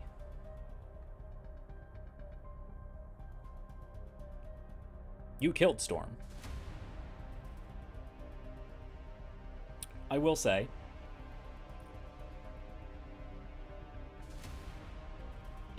just to properly communicate this between GM and player, this is not changing reality. You did not actually kill Storm. Yeah, I know. It's just perception. Yes. For right now, your perception is that what you just relived is real, an unrealized reality that is now your reality. That will probably change in the future as realities converge. But something has sparked that memory in you. Now that you are outside of it, thinking back to what you just thought back to, it was a memory. But while you were in it, you were living it again. And something about this entity makes that incredibly familiar. But we are at the top of the initiative. Hey, Jack, I have a question. Yes. So, Blacksmith is being held immobile by a bunch of tendrils, right? Yes. In theory, could they be, maybe, because we don't know much about this thing, but considering they look like organic matter, would they maybe be able to be burned away? Potentially. Yeah. Cool.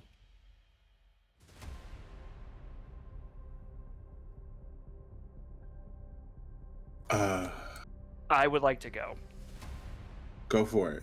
So, you are all going to just hear like this deep, guttural scream from Athen, and I'm going to go ahead and fire off my core power, and I'm going to attempt that hull save to break out of this. Please fucking work for me here. And I believe I get accuracy on checks while this is up. Yep, I do. All right. That's a 14 to break.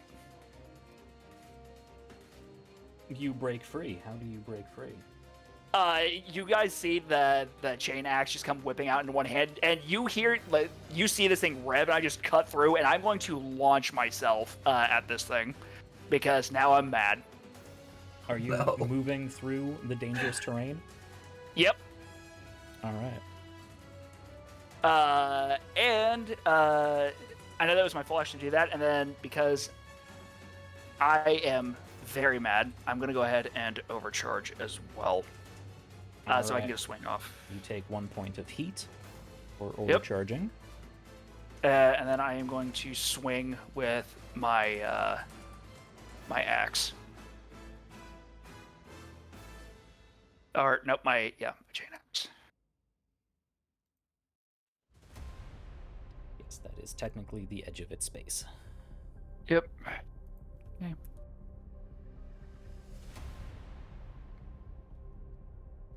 Unfortunately, it's only a 7 to hit, so I don't know if that's going to hit or not. No, that is not going to hit. But the good news is it has reliable 2. All right. So it takes 2 points of damage. We have drawn first blood.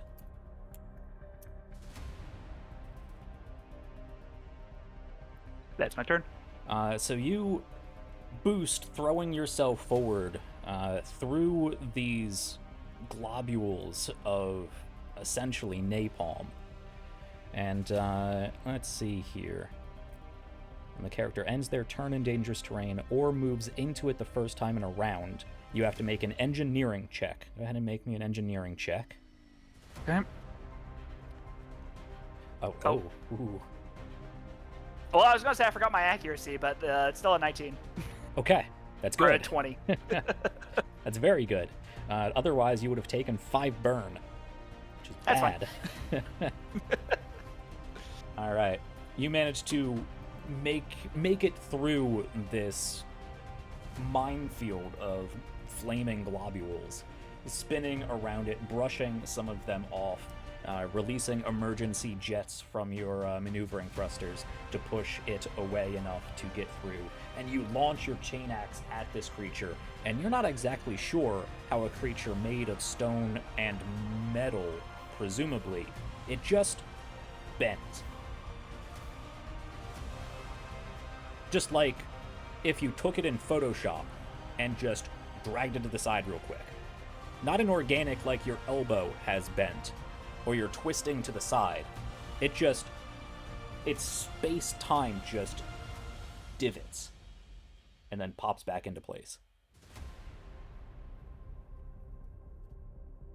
Bringing us back to me. That was Blacksmith. We can clear your immobilized. Can I just right-click that? No, of course I can't. Let's see. I go over here and right-click that. That should take that off. Excellent. Remove you from the initiative, and let's see. What do I want to use here? I think we're going to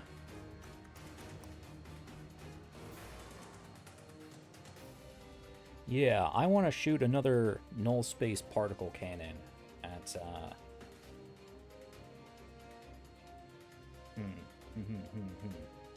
Well, actually... Ooh. Oh, this could be fun. Let me check this real quick. Not something I had planned, but it could be real fun. How does ramming work? I might want to just ram you.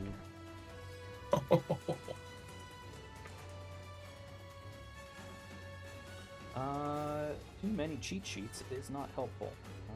Let's see. Ram. You make a melee attack. Success, target is knocked prone, or you may also choose to knock them back by 1 space. Okay. Is that a quick action? It is. Alright. Yeah, I can do that. So, let's, yeah, and that lasts until the top of... This dangerous terrain lasts until the end of Starblood's turn, I believe I made it. So, let's actually... I have enough activations. I don't need to do that right now. Instead, I am just going to... Null Space Particle Cannon.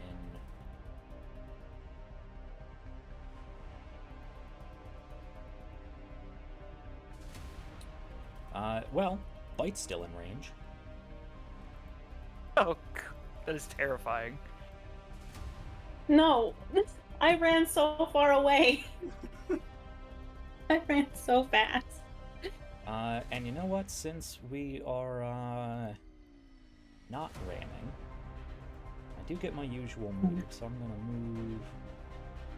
No. Oh, it's moving, is it? Yeah, it'll move. Just, I'm going to use my Overwatch to fire it. At it with my shotgun. Fire away. And I think that means I get 2 accuracy this time. Mm-hmm.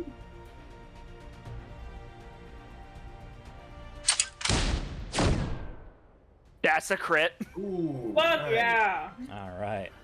Or a grand total of 4... Oh, yeah. 4 damage. Yep. Think. Still good. Crits early Yeah. levels aren't, Yeah. Yeah, that's right, because I didn't roll a nat 20. If I do, then I do the max possible damage. Still nice. good. Alright, so that did 4 damage. And actually, you know what? Yeah, cool. You fire away. What was this with again? My shotgun. Alright, with your shotgun. That was 4 here, and you did 2 from reliable previously. I said first blood, but I was actually mistaken. Between the 2 damage there and the 4 damage from this, you managed to tear through its overshield. And then do those 2 points of damage. All right. So you fire another barrage of bullets at this thing, and you see those glowing nodules along it dim back down. Before glowing this bluish color, sort of distorting and bending the light in a sort of kaleidoscopic sort of way. That led to a number of your shots, sort of, some of them bouncing off, some of them just disappearing before they actually hit this creature. But enough damage has been done, enough pressure has been put on whatever it is those things were doing to cause them to deactivate. And again, now you see parts of it chip off and evaporate into nebular gases. That was its move. It has locked on to Bite and is now going to fire. It's null space particle cannon. Can I opt out? No. You Can I can, however, unclick the take allow 8 box? energy damage. Oh my god! As this think that beam means- hits you square on. This creature I sort was- of bends and twists. Again, not in any sort of articulated joint sort of manner. It is as if space-time is bending and twisting around it to allow it to sort of corkscrew to get its head area in line with where it needs to be to fire this stream of space-tearing energy just past this chunk of metal, just past Epithet, and encases your entire frame bite. Yeah, it really had to aim to get me, of all things. Fucking rude. It missed last time. It wasn't gonna this time. Did. So I- close to structure damage. I was just going to ask, because I know you don't have a lot. All right. No, I am a single point away from another structure damage. Yes, you are hearing warning sirens going off in your cockpit as it seems you are getting error messages on your readout that says your mech it is not built to spec. It is improperly assembled. Not that you have taken damage, or that pieces have fallen off, or that you have radiated chunks away. Your mech just is not built to spec. What does that mean? That's Shiv, inside the mech, deeply confused. That Okay, is hate that that. activation. Who's next?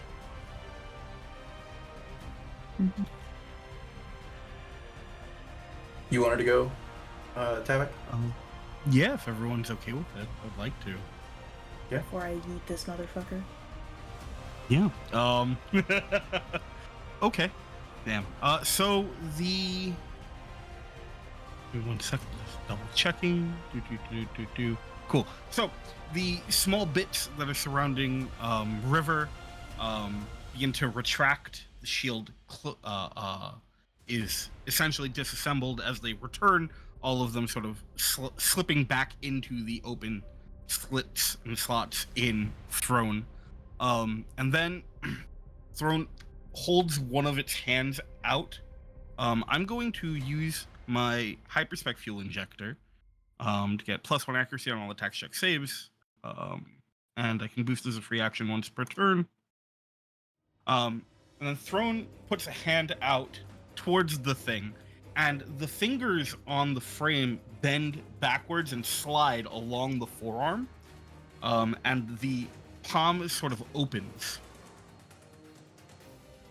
And then there is a sort of bit of red that you see flowing through the arm, through one of the like exposed tubings. And it fires out this, what looks like nothing. It's a clear sort of plasma almost.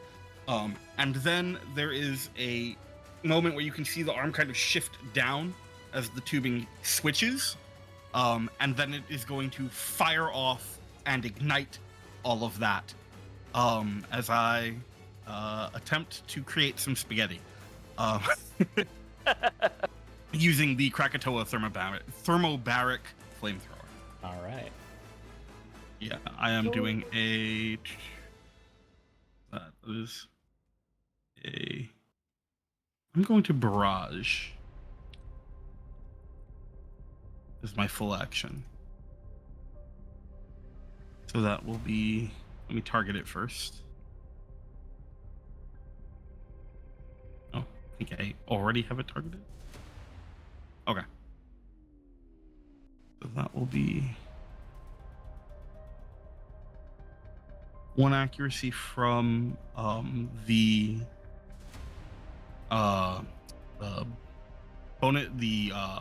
fuel injector, 1 from being CQB and having handshake etiquette. Okay, that gives me. Okay, we're going to try and cook this.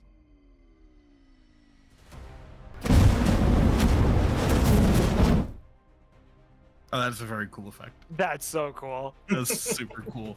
Yeah, just juts of flame coating the area between them. It'll take 1 point of energy damage and 4 points of burn. All right. And then I am going to put that arm down, or actually I'm going to turn it and mount my shotgun across it. fire off my shotgun. All right.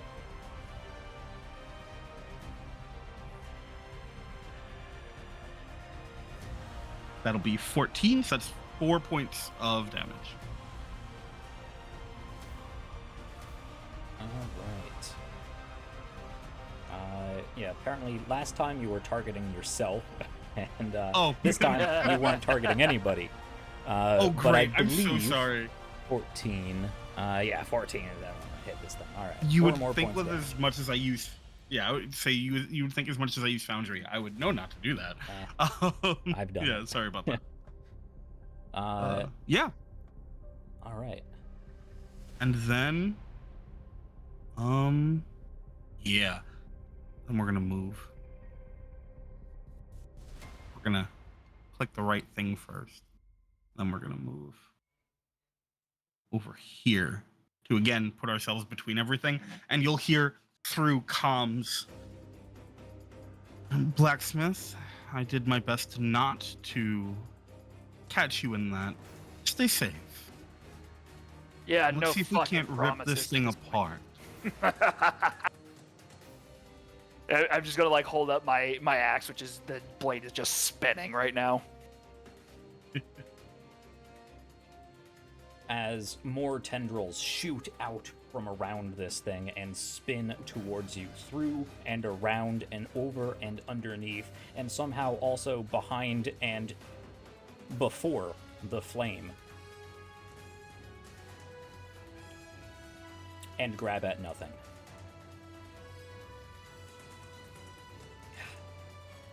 All right.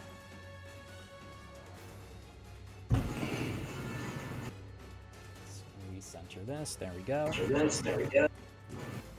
I'm getting picked up from somebody's mic. Cute. But, alright, that was thrown. We're back to me now, because that was reaction to your movement. So, back to my Herald. We just used the particle cannon.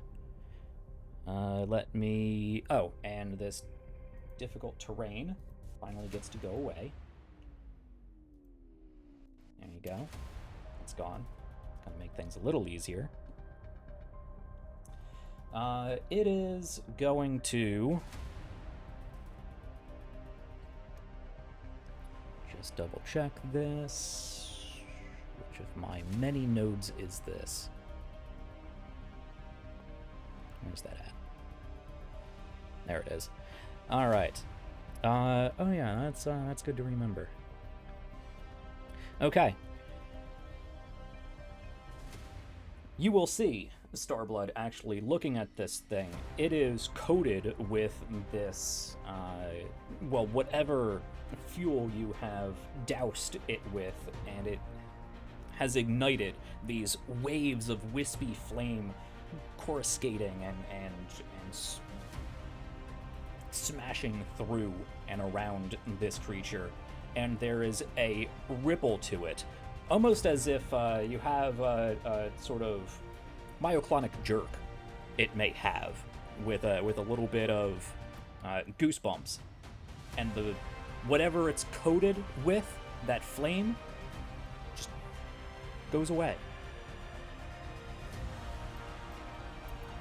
It has cleared its burn.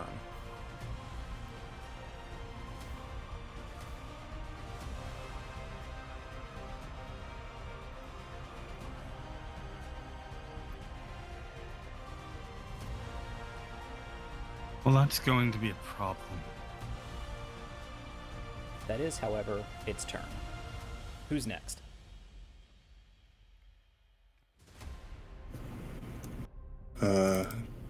Do the nerds want to go? I can Yeah, go fuck if you it. This want. nerd wants to go. I want to go. Get him. By What? the end, they're getting shot with a big I frickin' know. laser. I'm tired of it, actually. I've decided I'm done standing here. I do have a thing. I have what's it called? Infiltrator. I can hide.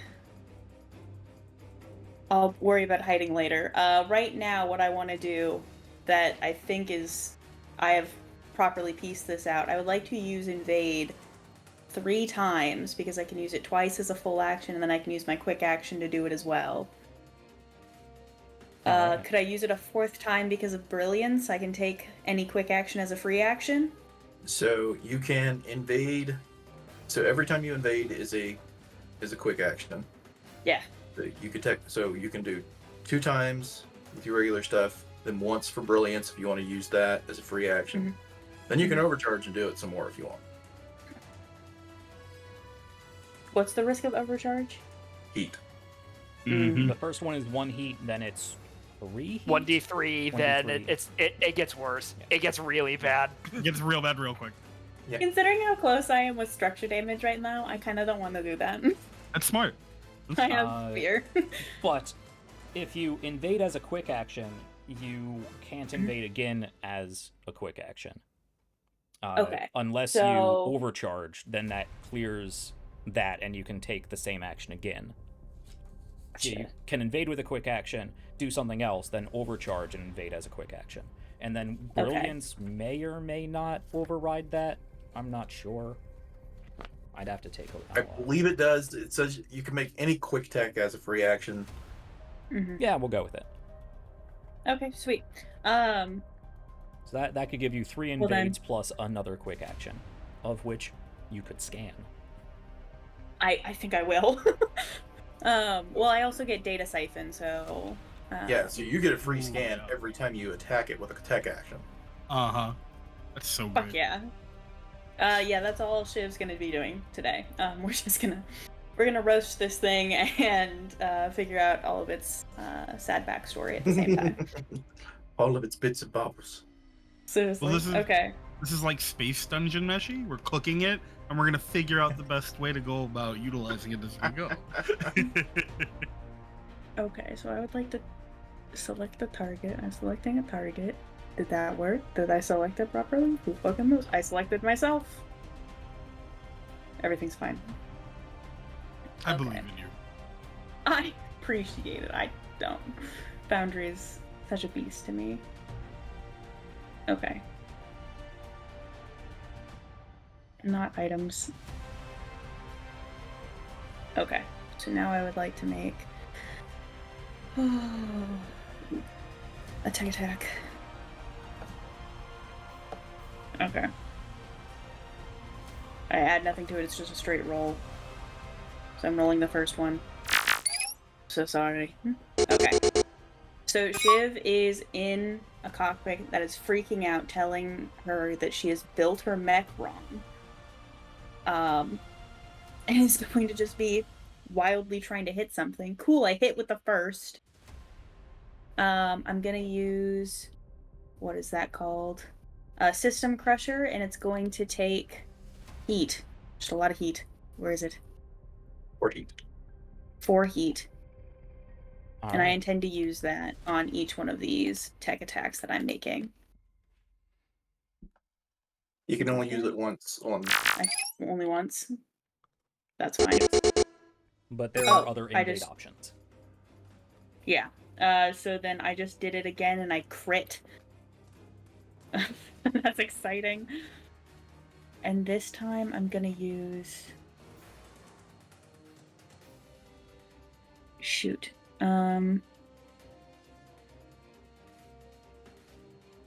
That's not what I want to do.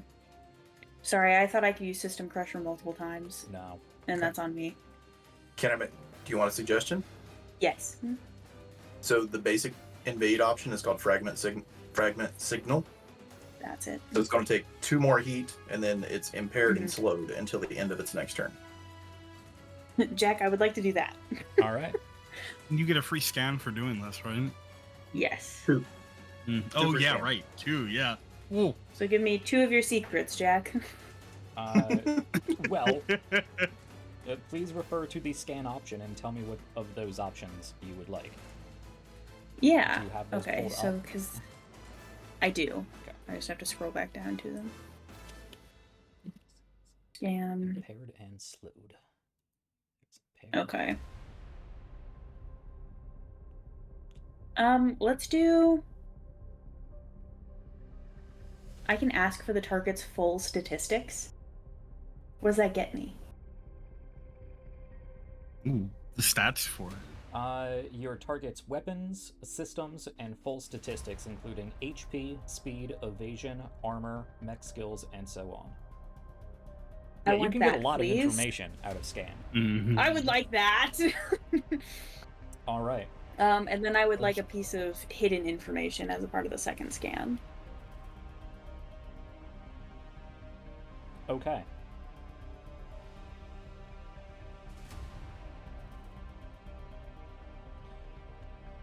Let's see. Yeah, the third option there, generic or public information about the target, doesn't isn't really gonna come Yeah, up. I don't think that one applies here. I don't think it helps. Hidden information about the Starcrier. Oh my god, this thing was made by Harrison Industries. Right. Yeah. Hidden How dare. information There about is no this way. thing. Ever. As your scans sort of probe into it more, it is sending back contradictory and almost impossible data. As you are scanning this thing, it seems that pockets of it are phasing in and out of blink space. Can I connect that to the same thing that's happening with my mech? I don't know, can you? Is that a reasonable jump? Maybe. No, okay. I think I'm gonna make that jump. I'm jumping. As far as statistics, let's see here.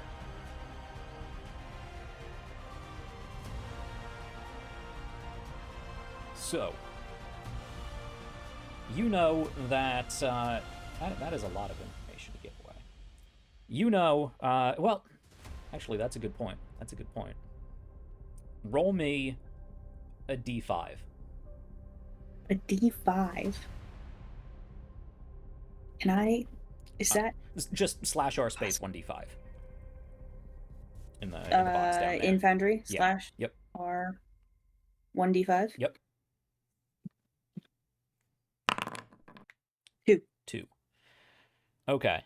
So you do notice you are able to scan this thing, but your scanner is having a tough time just even locking onto this, or locking onto any one individual part of it, as it seems to be both there and not at the same time in fluctuating areas. But you do notice that there are, aside from its main body, that you can vaguely get some level of definition to. You do get that it is a size 6 creature. I say creature, entity. But it also has, aside from its main body, these 4... Let me just double check that. 1, 2, 3... Yeah, right? I think that's right. Let me just go back to my notes real quick. It's either 3 or 4. I think I originally planned 4, but that was too mean. Yes, 3.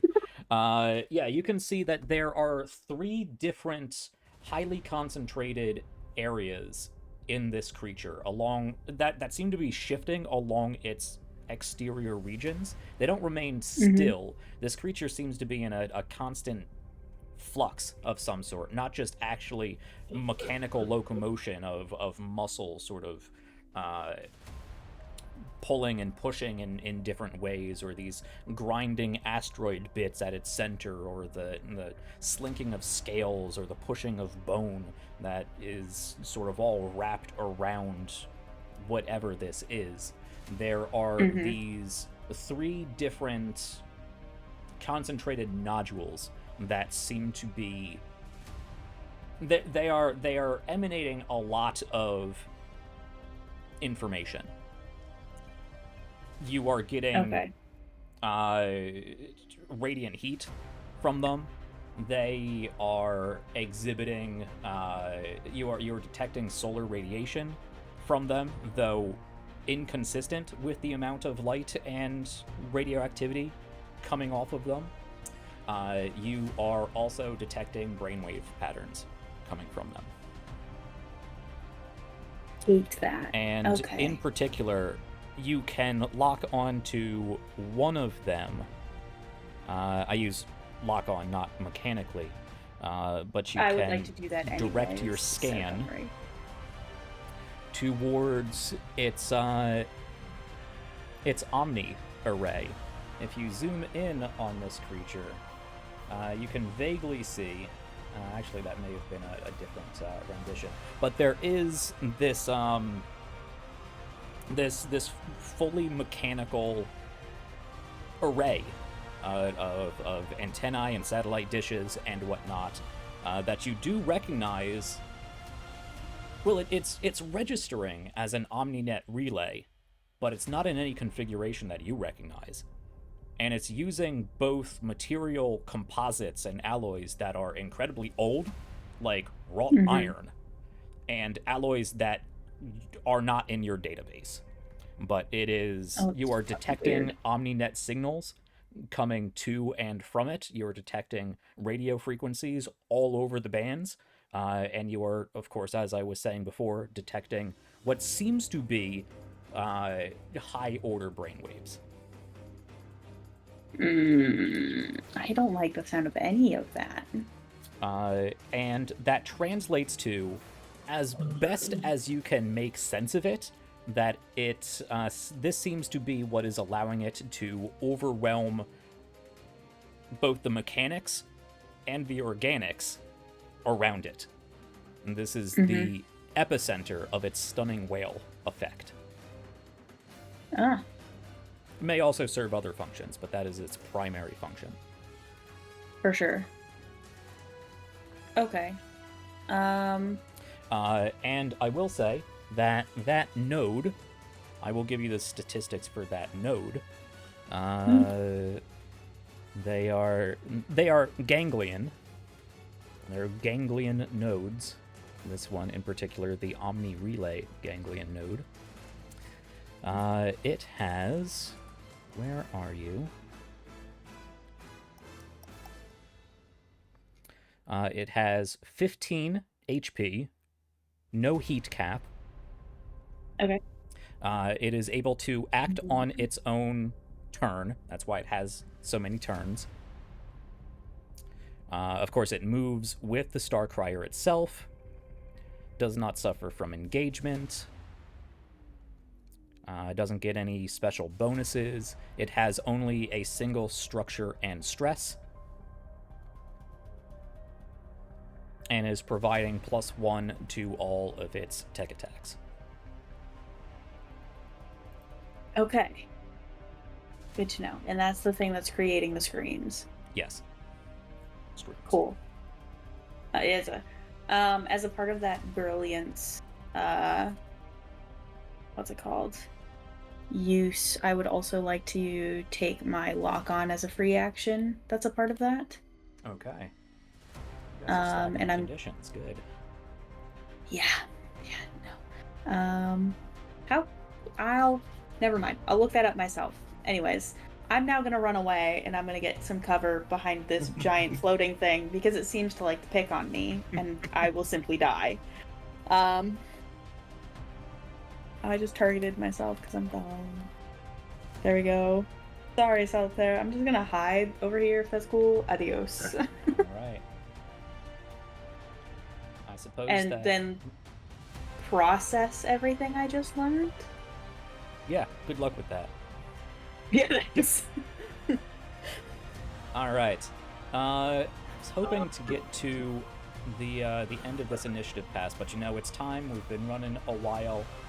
Let's go ahead and take a break here, actually. And we should probably leave this off in a good spot for... Well, actually, yeah.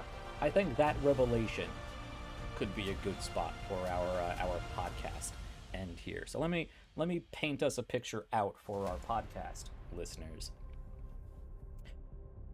Shiv, you boost back behind this large chunk of floating debris from the space station, and your sensors are your various data panels in your cockpit are just streaming with information. A lot of it coming back with just innate error messages, as if your scans are in error. And you see, once again, actually, now and then, you have a lot of screens to look at. I imagine you have some of your own sort of like DNI virtual interface in your own helmet, and you have screens in your cockpit. All of this data, of course, being collected and recorded, so you can go back and review it later. But you do see, again, every now and then, streaming through that data, this little potato wearing glasses, just very quickly streams down the matrix code before it disappears again. And I was going to do this just once per initiative pass, but I think this is a good way to end it here. As you are looking through this data, clinging to this large piece of debris, trying to figure out why this thing feels familiar and terrifying, and it has brainwaves and human DNA, you are thrown back in time yourself. Please give me a memory gone wrong. It doesn't need to be gruesome. It doesn't need to be terrifying. You don't need to shoot somebody you love. Yeah. But it does need to go wrong. That could be creepy wrong. That could be just plain weird wrong. It could be devastatingly wrong. I will leave it to you. Paint us out. Yeah. I think especially right now, scanning through all of this code, Siobhan is sent back to a time she was probably, I don't know, 10 or 11. And her dad had brought home this little robot that he said and one of the neighbors was getting rid of because the programming was just kind of shot to hell and they didn't know what to do with it. And gave it to her to play with. And it was one of her first experiences really getting to see code in action as she tried to help put it back together with her dad. And I think in this version of the memory, instead of it coming back to life and getting to be useful again, it shorts out and it kind of destroys itself. And Shiv's dad looks at her and tells her that she's a disappointment. You can do a lot better than that, Shiv. You need to do a lot better than that. I'm sorry. Thank you for watching the Starcrier Conflict. We will be going on a quick intermission. Stay tuned. We are still, we still got about an hour or so left. We're a little late in our intermission, but combat does that. It's a big combat, but I hope it is interesting. There's a lot of cool story stuff happening in this as well, so I hope it's not just a slugfest.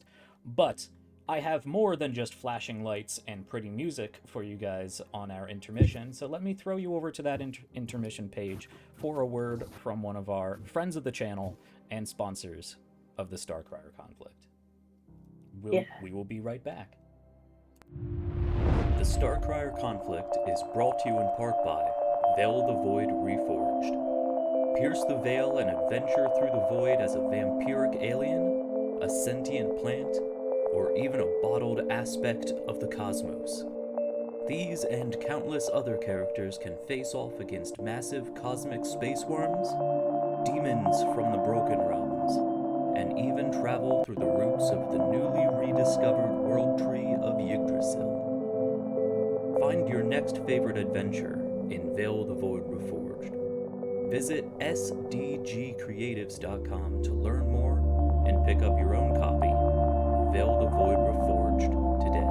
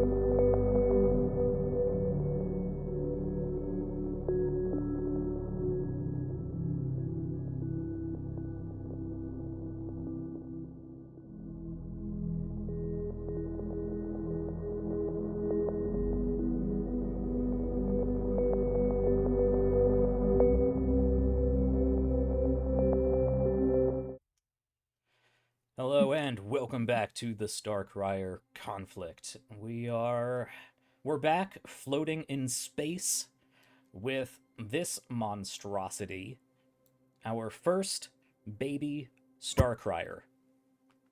And by baby, I mean size 6, freighter-sized, or yeah, small transport ship-sized behemoth of a space monster. Casually. Let's pick up where we left off. We are still in combat.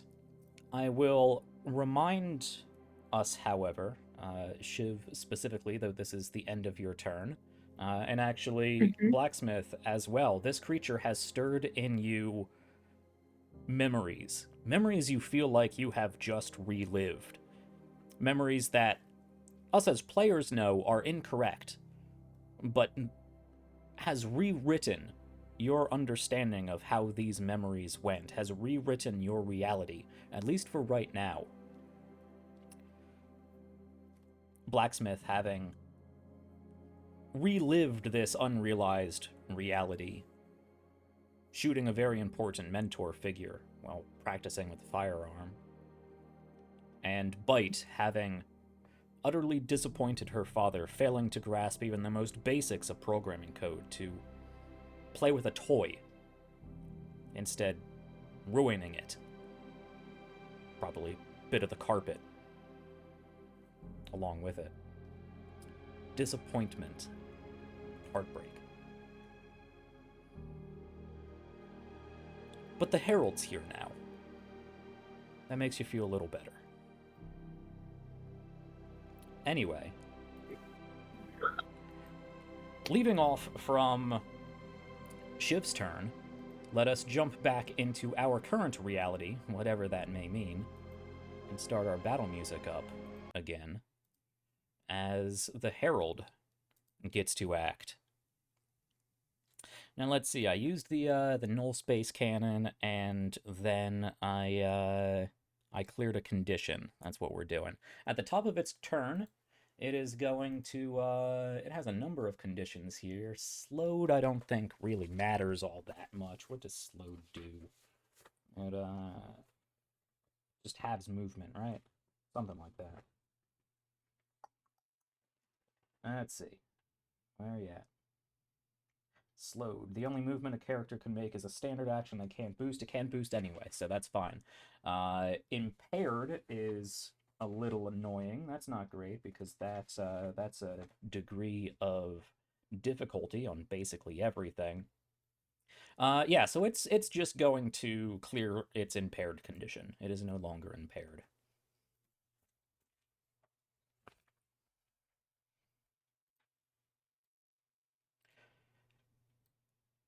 I don't think there's any physical manifestation of that. But anybody tracking it with sensors, as much as you can track it with sensors, you could see that there was some sort of mechanical, in the few mechanical parts there is, amassed in this amalgamation of machine and rock and flesh. The mechanical parts, at the very least, seem to have been exhibiting some sort of errors, and the flesh around them sort of twitching and spasming, but all of that just stops. And now, it is going to move on forward over, come on, over here. That pushes you. It's not ramming, but it is large enough to push you along with it. And where is... let's see, yep. That puts Desperado in the field of effect as well. So it is going to spend a quick action. And Foundry is not doing great with music today. It's taken forever to load. We are going to, as a quick action, lock on to Starblood. Hit that lock on. There we go. And we're going to shoot out some more tendrils.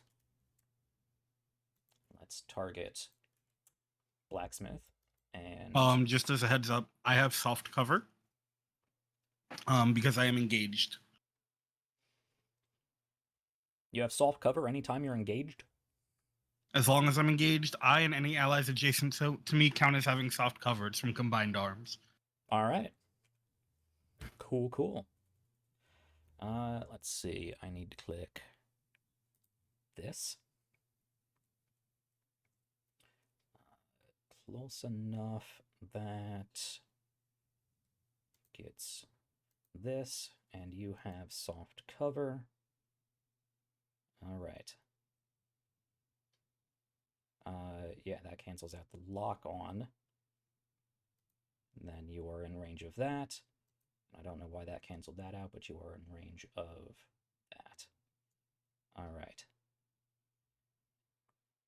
Desperado is not, however, does not benefit from soft cover. All right.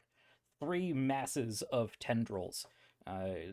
This creature's flesh-like form that seems to be wrapping around everything else it seems to be made of just shoots out dozens of these tendrils that lash out in all directions, some of them lashing out and seeming to grab at something that is just not even there, some of them lashing out and grabbing onto this chunk of rock that is right next to it, some of it even lashing all the way out to this other section of the station that is floating here. But to the 3 of you, you see this mass of tendrils just snaking and coiling and shooting out towards your cockpits.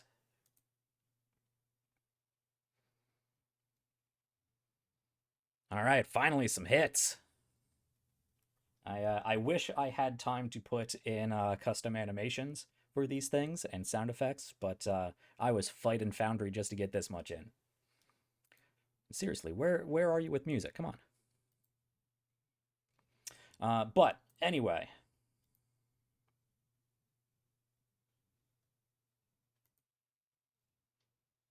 Oh, Foundry's freaking out. All right. Just a little hiccup there. All right, we're good. Okay. You all take... Well, actually, Blacksmith and Desperado, you take 12 points of kinetic damage. It gets an extra d6 of damage on criticals. So you take... rolled double 6s there. You take 12 points. Actually, no, it doesn't roll. It just... That's how NPCs don't roll for damage. They just get flat damage. That's great. So you two are pierced. Your mechs are pierced with these tendrils. Does that drop either of you to a structure? Yep. I'm down again. And Throne, you take, Starblood, you take 6 points. I need all of you, the 3 of you, to make agility checks. Okay.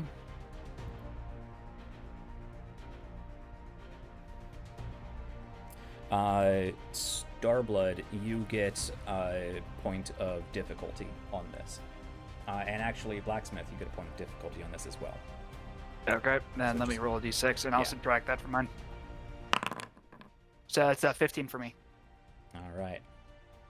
I have +1 to saves with because of acrobatics. I get +1, and I also have +1 from the hyperspec fuel injector. Okay, that nets out to a +1 accuracy. Also, for some reason, my structure check didn't go off. Let me see if I can do that real quick. Okay. Let me try doing this again. This is like the one thing I feel like I'm still getting used to. Yeah. Okay, and now it's... So I tried resetting that, and it did not work. Now it's saying that I've taken 3 structure. I've only taken 2 so far. Yeah, you should just be able to bump that back up to 3. I got a 10. Cool.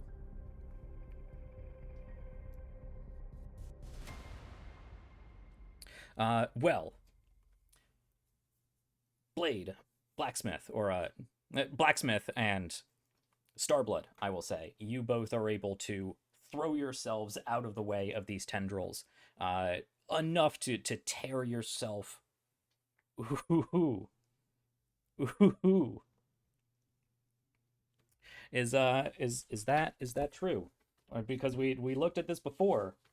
Do you have custom paint job?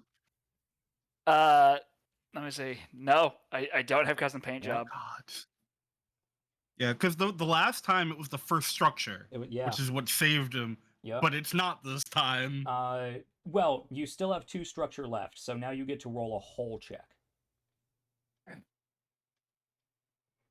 Okay.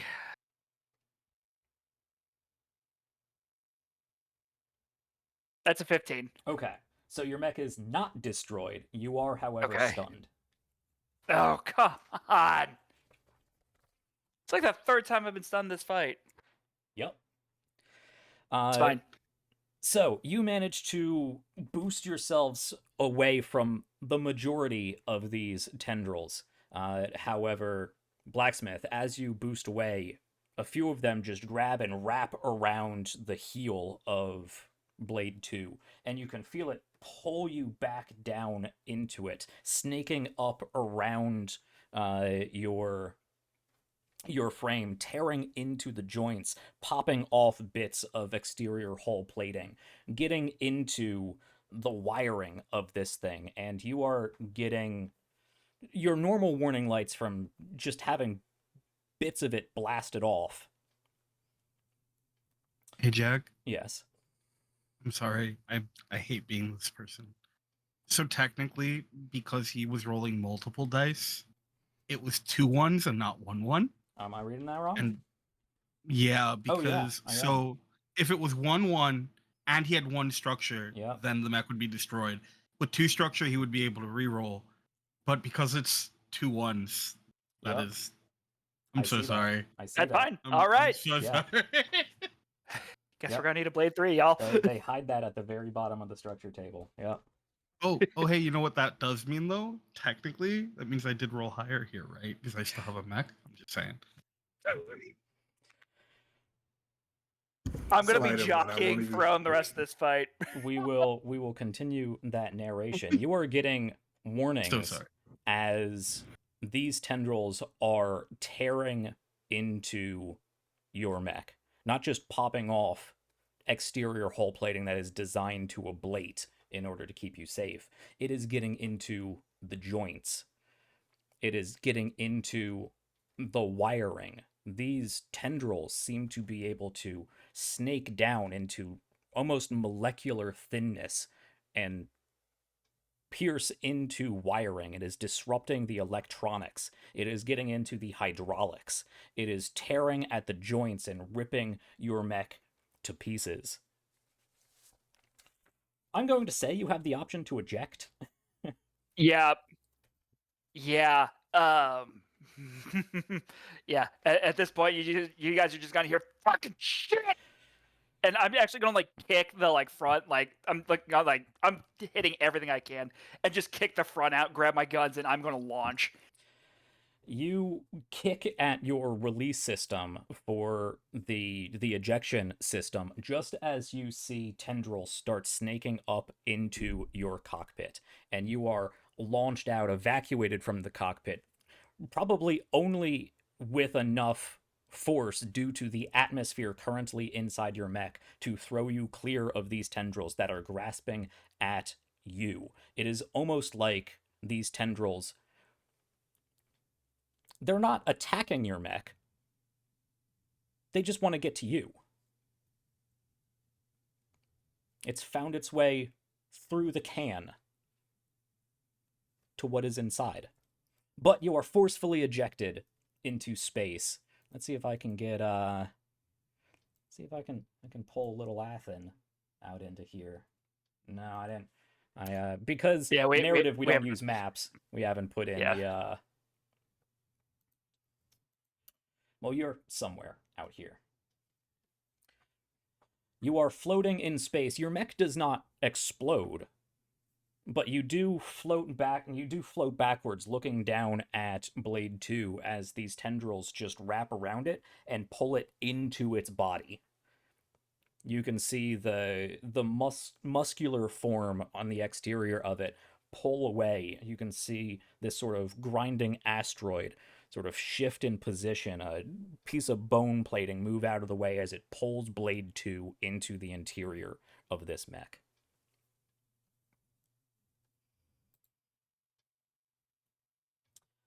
Let's see, how do I destroy this? There's a button to destroy you. I don't like the fact that you seem to be having so much like pleasure in this. He says with glee. Yeah. Where's the destruction button? Oh, there it is. Do I need to target you? Let me just make sure. And then that's the Aegis defense system. That's End Defense Network. Did I get rid of that? Why is that not there? Here. Oh well, I'll find it eventually. Anyway, Blade 2 has been destroyed and subsumed by the Herald.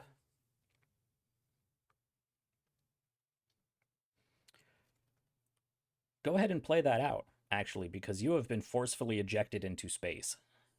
I'm just going to be like looking as this thing is absorbed, and you just see like I'm just floating there at the moment.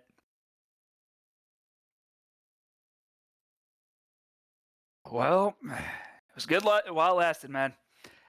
And I'm just going to rack the shotgun that I've got. I am beyond furious at this point.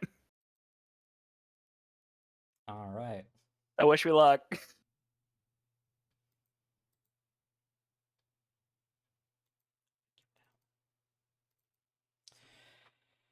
I believe that was my turn. Which puts us to Solitaire is the only one with an action left. Desperado still has an action left too.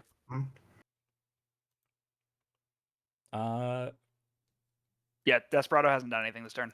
Yeah, you haven't done anything. And you've disappeared from both the initiative tracker and the map. Let's bring you back. I don't know why you disappeared. See, I thought it was all part of the plan. Desperado just blinks out of existence. More of those power calls and nonsense. All right, that should... I gotta relink you. Foundry's having some issues right now. Did you update recently? No. Uh-huh. Let's see. This is Desperado. Here. There we go. All right. Your token is updated once more. Yeah, so Solitaire or Desperado. If you want to go, Q, you can. I would love to. Okay. So for the thing with the tentacles, I got a 7. Yes, that means you are. Yeah, we got so caught up with Blade 2's destruction. Yes, I do believe meets it beats it in this system. So, Throne, you are just able to pull yourself away. Desperado, however, you are wrapped in these tendrils. Again, they seem to be trying to snake into the most minute crevices of your mech. Not able to tear it apart as you have seen it done so with Blade 2, but you are immobilized. Okay. So that just means I can't move, right? Yes. Basically. Okay. All right. And then characters cannot make any voluntary movement, although involuntary movements are unaffected. Okay. And how do you break free of that? Scrolling up, you can spend a full action on your turn to make a hull save to pull yourself free. Cool.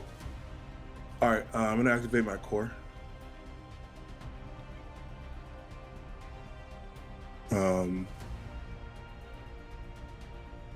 So we're gonna do that. Yes. All right, so we get on all attacks, saves, and cool beans. Did Bite give us any details about the node? Or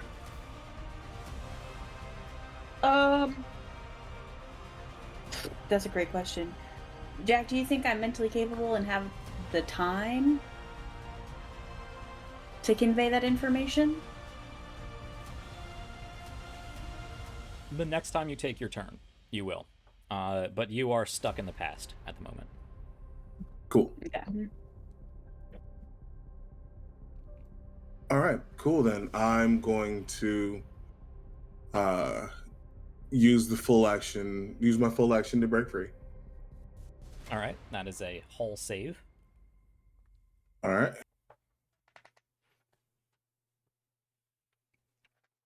I gotta see if I could find a cool animation and sound effect for turning your core power on.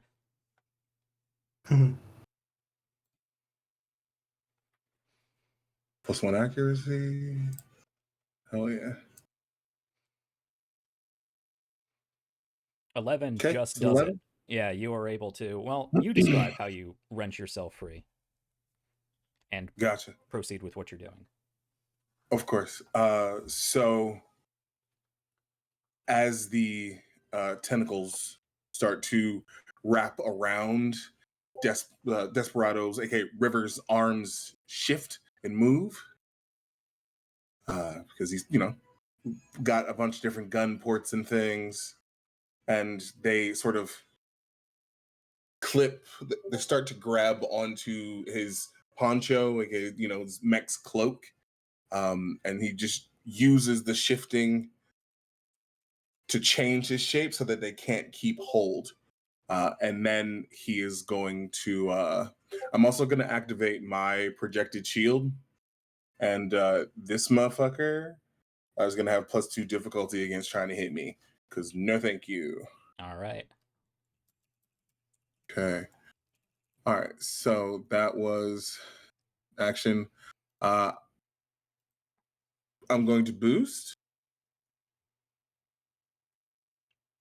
because I can do that as a free action. Yes, we're gonna go ahead and go over that way. Hold on 1 second. My character sheet's in the way.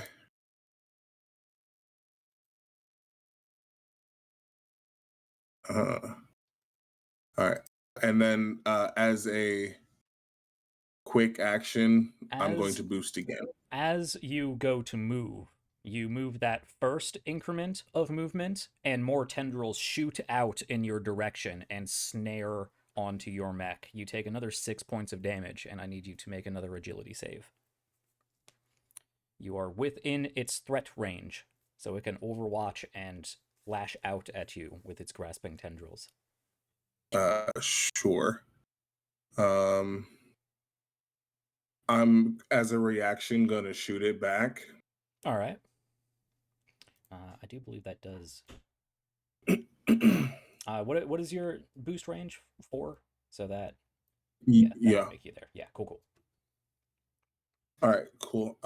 So right. So I did a 19. Hold on. I'll just do it on the dice roller.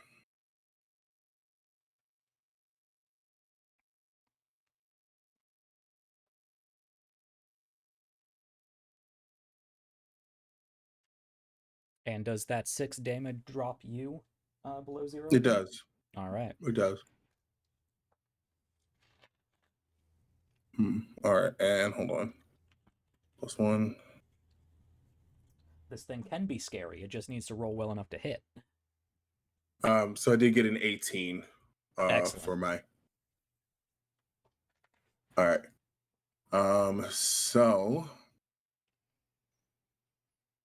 So at that point, you are not immobilized. So if you would like to use that that second boost, you can do so. It says this creature can overwatch an unlimited number of times per round, but I am going to say that it can only do it once per, person.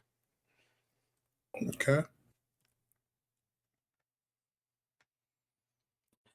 More structure That's horrifying. ones. More structure ones. All right.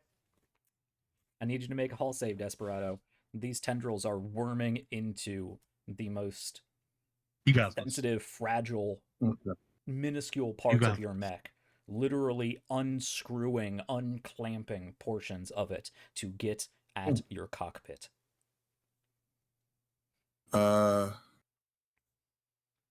Wait. Hold on. I can use custom paint job first, right? You can attempt, yes. Cool.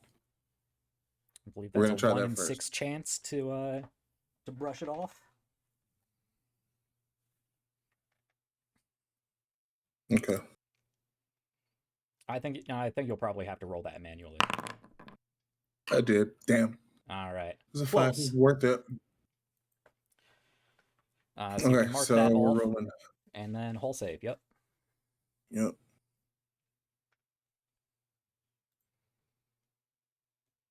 You should be able to just click where it says hull, and it should roll it for you.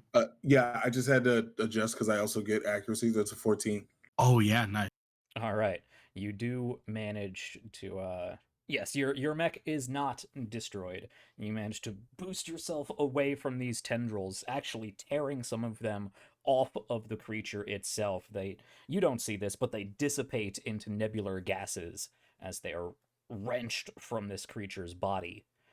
However, it has wormed its way into, again, your hydraulics and your electrical systems, and even in its dissipated form seems to, at least temporarily, be playing havoc with the just operating system and simple physical mechanical structures of your mech. You are stunned. Okay. So then I guess my reaction doesn't go off then. Correct. I believe that does end your turn. Yep.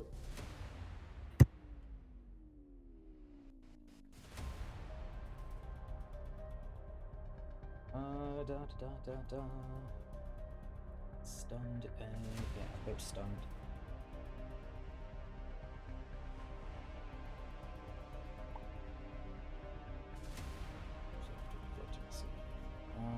No, I'll worry about it later. We are pressed enough for time right now. Oh, there it is. Start creatures up X and yada.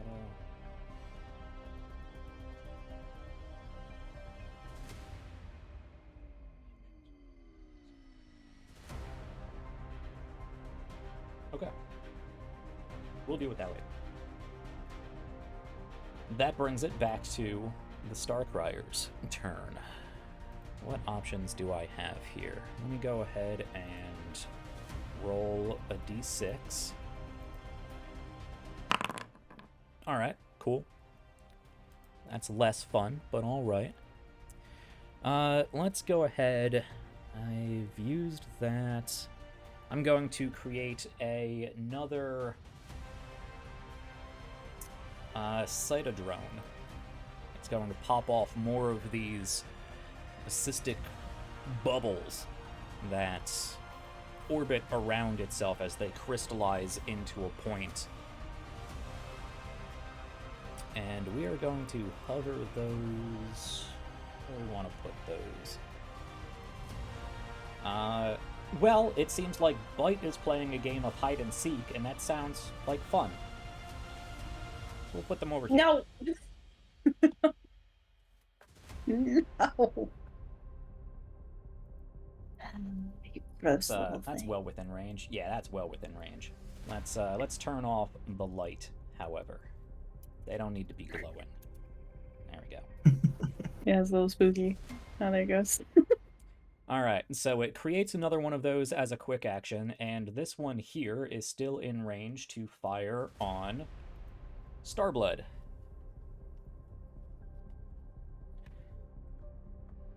Just as a reminder, I have soft cover. Soft cover. Alright.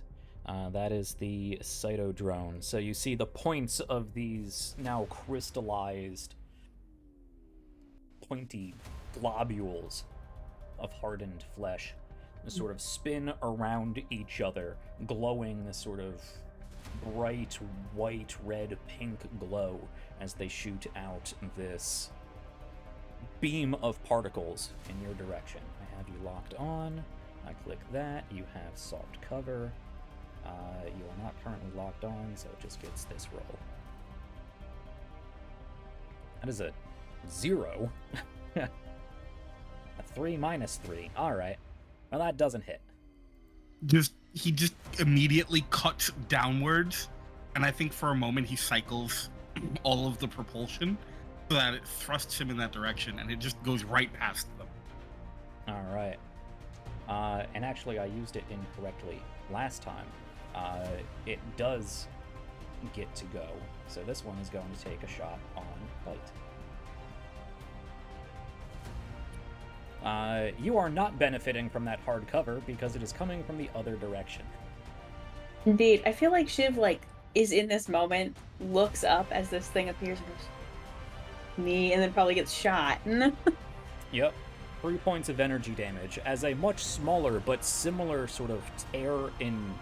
this one isn't necessarily a tear in space-time, but it is a hyper-accelerated particle beam to a point of impossibility that slams into your mech and starts cutting into the ablative hull. That does 3 energy damage. Does that drop a structure?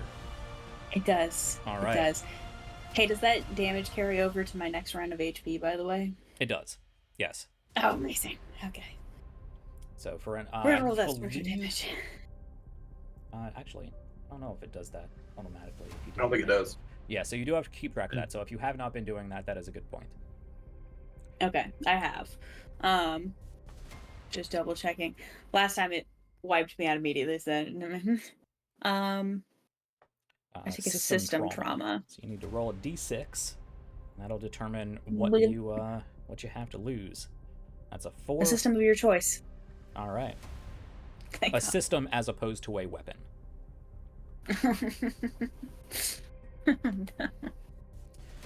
Okay. So I will let you decide on that, and you can inform me what you choose when we get back to your turn. But that is going to end this nodule's turn, this ganglion's turn. Desperado went, which means we are left with Solitaire. Okay, where did Athen eject to? You can eject to up to 6 spaces from your mech. I would have launched myself back towards you guys, so I would have been going, yeah, I would have been somewhere out here. Yeah, right around there. All right. It's not super fancy, but just to keep track in case it becomes important, I'll just put a little. Yeah, so if we pop something. Yeah. Okay. Alright, is Throne still entangled? No. Okay. Yeah, Throne managed to dodge it. Okay. River, alright, first however, thing. is. River is entangled currently? Yes. No, I thought you made the last agility check. He broke one and then got caught got again. Mm-hmm. Yeah, but he made the agility save, didn't he? I marked him as entangled. Did I do that in No, AO? sorry, I'm not entangled, I'm stunned. You are stunned, that's it. Yeah, Yeah. I was gonna say. Okay. I thought my reality was being rewritten for a minute there. Alright, well, let's do this. Protocol, I'm going to activate Stable Steady from Marksman. Gives me a +1 to hit with any rifles. And first things first, we're going to barrage this thing. First with assault rifle. Oh, is it locked? Somebody put lock on this thing? I don't believe so. Somebody did put lock on, but then he killed. Yeah. Okay, so it does not have lock on. currently. Actually, no, it does have lock on. I cleared the impaired. That's what it is. It is currently slowed Okay. and it does have lock I on. locked on. Yeah. On my last turn. Okay, not going to use it. We're going to. Nice. 5 damage. So it's 5 points there. All right, you blast through that overshield that it did technically have this entire turn. Then we're going to use the Nexus All right. on that same mount. And I'm going to use lock on with that. All right.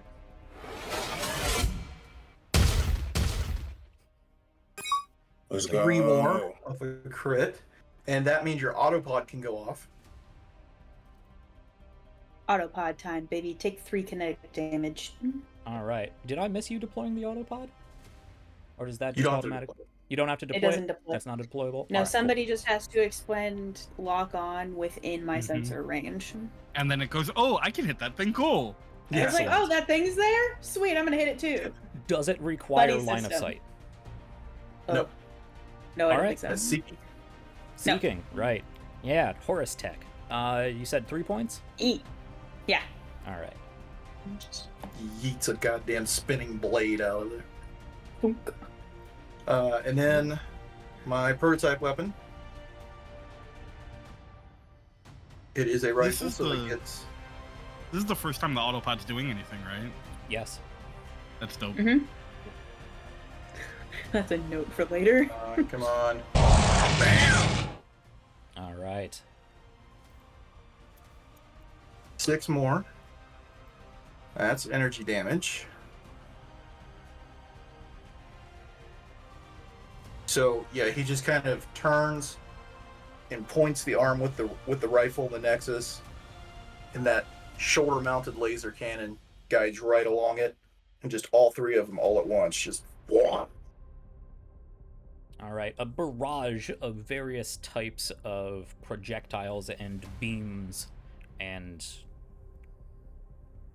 swarms of microbots shoot out across this distance and slam into the Starcrier, as from behind this piece of cover here, Bite, without any input from you, you hear this a sort of low thump of an ejection coming from the back of your shoulder mount as you track this just seems to be like egg-shaped, maybe a little pointier than an egg-shaped projectile that sort of shoots up, spins, and hits right exactly where all of these different beams sort of created a triangular center point for it to triangulate onto. Incredible. So okay, now here's the fun part. Do I have line of sight on Athen? Or is this thing sticking out too far? You do not. Okay. Okay. You could easily move to get line of sight. I can't actually Except- because I use yeah. needle steady. Yeah. Okay. All right, let's do this. We're gonna overcharge, All right. There's that danger zone. and we're gonna invade. We're hitting the tech attack. All right. Lock on and mash your keyboard. No. Why is that button not working? Okay, I don't know. I'll use this button.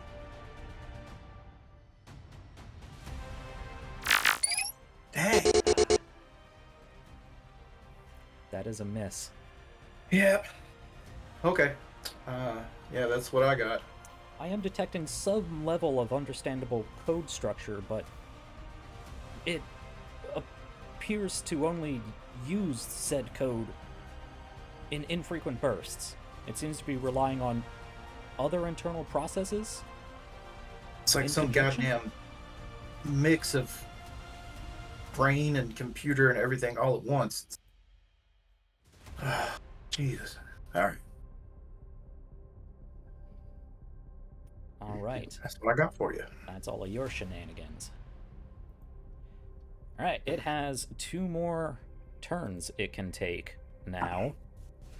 I know we used the shield. Did we use a tech attack? We did not. I don't believe we did. It did not get its whale back, so I have to use a tech attack, and then I can use a regular attack again. So, let's invade somebody. So that is going to allow me... Where are you? So many different things to keep track of. There you are, my invade options. Yeah, so I think it's just going to be a regular fragment signal. It's the basic one to use. It doesn't have anything fancy left to do there. Alright, so, you did just hit it with a whole bunch of stuff. And you attempted to, you attempted to use a tech attack on it, so it's going to play tag with you. Electronic warfare tag. And is going to make a tech attack against you.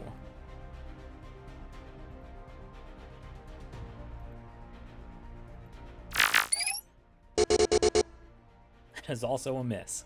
Alright. Well, that is a quick action. Is there not another,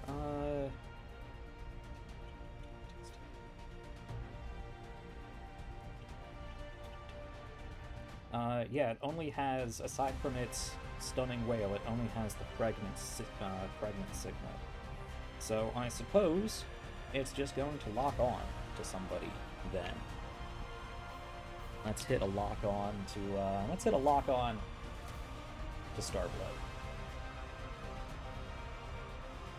There we go. Right head to head. Roan and the Starcrier Herald. Alright, that is its tech attack. Action done. And as it should be. Yep. Then we are back to its main body action. Now, yes, Desperado, you did manage to get away from the tendrils, so you are not pulled inward. I do have to draw this line, however. I think that's the closest point. Actual Athen is in range. It's not 3, it's 5. You're in range. No. He's small and insignificant now. You wouldn't waste the effort. Could I, like, throw myself in front of this somehow?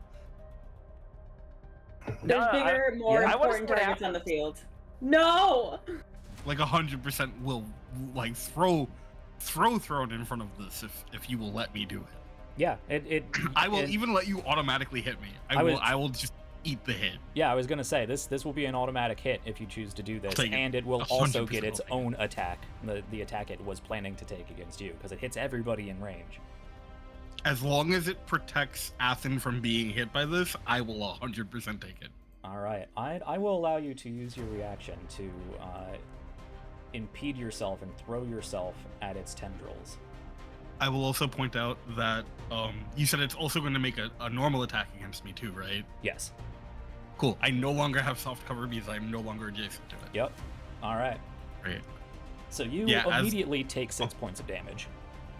Yep, absolutely. Yeah, as these like tendrils come flying out, and it becomes clear where they're going, there is just a grunt of frustration over comms as Throne at full speed starts just shooting towards where Athen is to intercept with absolutely zero care or concern for itself or himself and yeah, just sort of the ugliest you've ever seen Tavik move in or out of the frame. Just no grace whatsoever. It is almost a scramble. Just all lateral boosters to max. Throw yourself into it. All right. What do we got here? Can I scoop Athen up also? Would you let me do that?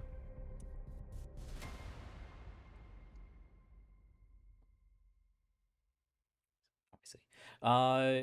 Let me check something real quick. Not that.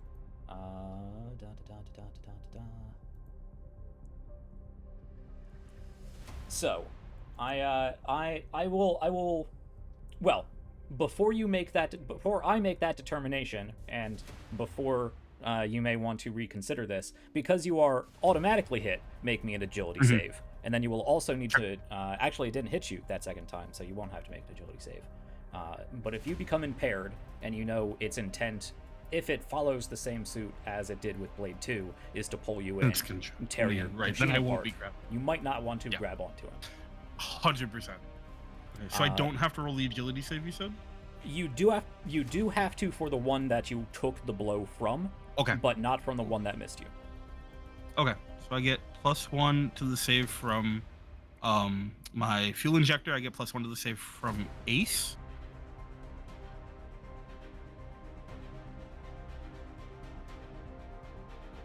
I'm going to actually, it's not going to be an automatic hit, but I am going to give you a point of difficulty since you did, throw yourself straight into it. So that'll negate one of those accuracies. Okay.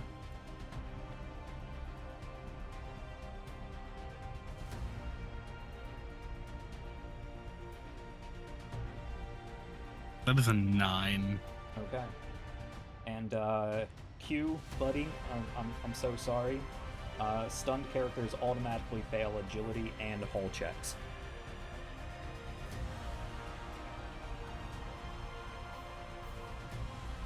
That's to hit me though, right? Well, it was a 13 to hit you, which I see is a hit, so you're going to take 6 damage. And then you would need to make an agility check to see if you are grabbed, which you automatically fail, so you are. Okay, is that including the two difficulty? My shield's still up. Yeah, till next turn. Okay, sweet. Let me roll that then. 2 difficulty, 13 minus 7. Never mind. Nice. So good. So I suppose if that's the case, yeah, it lashes out towards this shield. And what is this shield? Is it scattering light? Is it a physical impediment? It's the poncho. It's like the hard light. Hard light poncho. All right, I'll allow it. I'll allow it. You have shield emitters that you sort of mounted on your shoulder and down your arm, so you can sort of not Batman cloak, but cowboy poncho attacks away. Mm-hmm. And you do so. It slams into the hard light of this of this shield, and you can see it.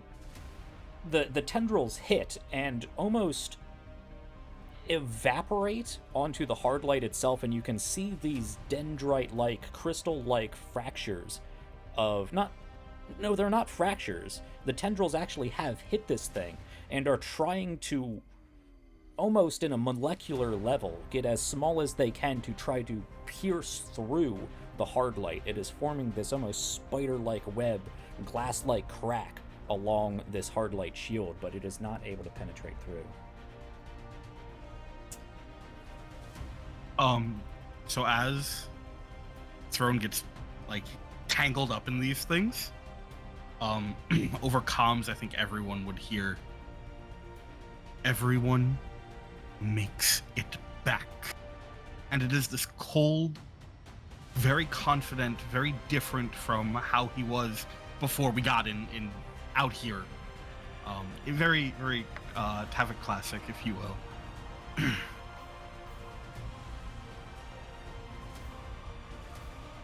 The 6 points of damage you automatically take from the first attack, I believe that reduces you to 0. No, I already took it. Oh, you already took me took down to 6. Yeah. Okay, fine. Almost. We're almost there. All right. Well, that is the end of round 2. We've been at this for 3 hours, and we got 2 rounds in. So, we're going to narrate this out then. Because if we go a whole nother round, we might be here until midnight. So,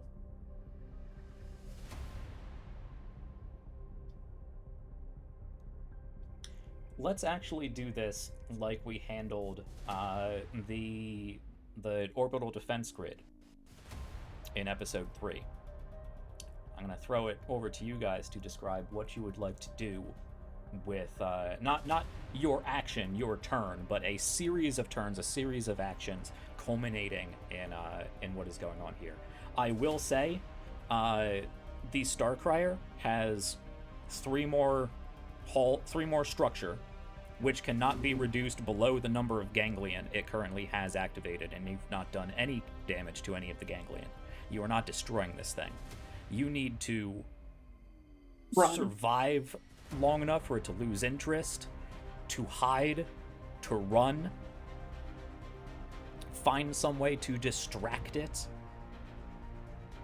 I'm going to throw it over to you guys in whatever particular order.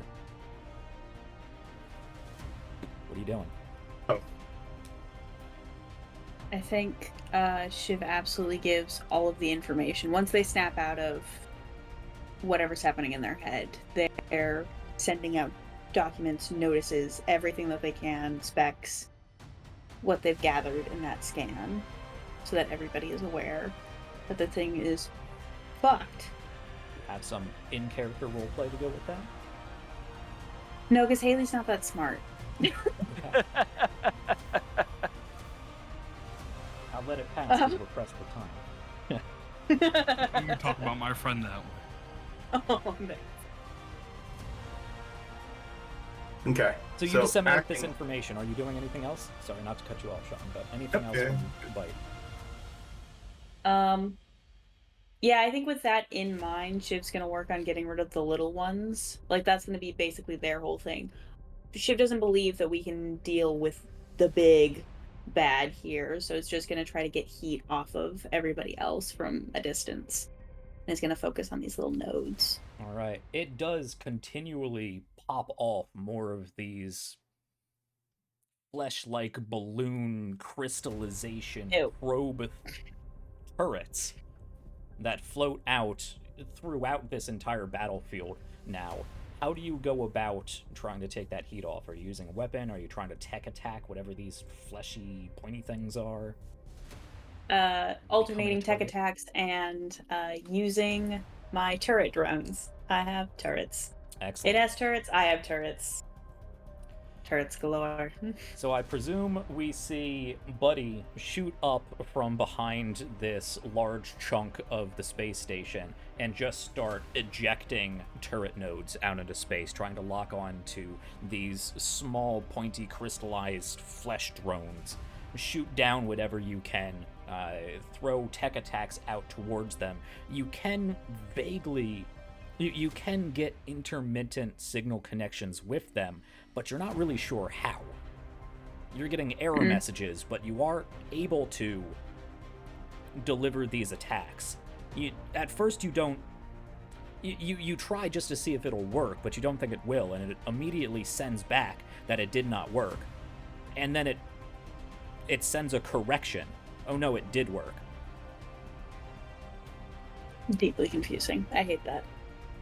But you are pulling heat from these drones as it is continuing to send more and more out. It is creating swarms of these pointy, crystallized flesh bubbles. I have just a really quick question. When it's like shooting out like those like tendrils to try to like kind of like grab a hold of people, like roughly how big are those? We're talking anything from the size of angel hair spaghetti to like massive industrial fiber optic cables. Okay. That are so shooting out to a distance of at least presumably maximum 5 spaces away. Okay. Since I'm just a little guy now, Yep. because you destroyed my mech, all I'm going to do, because Throne is close, I'm just going to act like I'm going to like EVA as close as I can, use my mag clamps and like latch on, and just going to like be pulling out emergency supplies, trying to patch up as best I can. And anytime tendrils are getting close, I'm either shooting or cutting with my small arms as best I can. Just trying to defend, so that way we have a chance at trying to get out of here. Because this is all happening over the course of several turns and several actions, it does continually lash more and more of these tendrils out, and as you mag clamp down, both you and Starblood would realize that they are curving around Throne itself to specifically get at you, and it is taking everything Starblood has to deflect those off and continue to throw himself into the way of that. because you are the delicious fleshy bit inside the can, and you're not in your can anymore. I hate that description. Thank you for that. You're welcome. There are just like gouts of flame that blast at specifically the ones that are coming towards angles that Athen is at. And you will hear in your comms after a minute or two, you need to release, and I need to get you out of here. Throne, I will say, or Starblood, I will say, personal mag clamps are...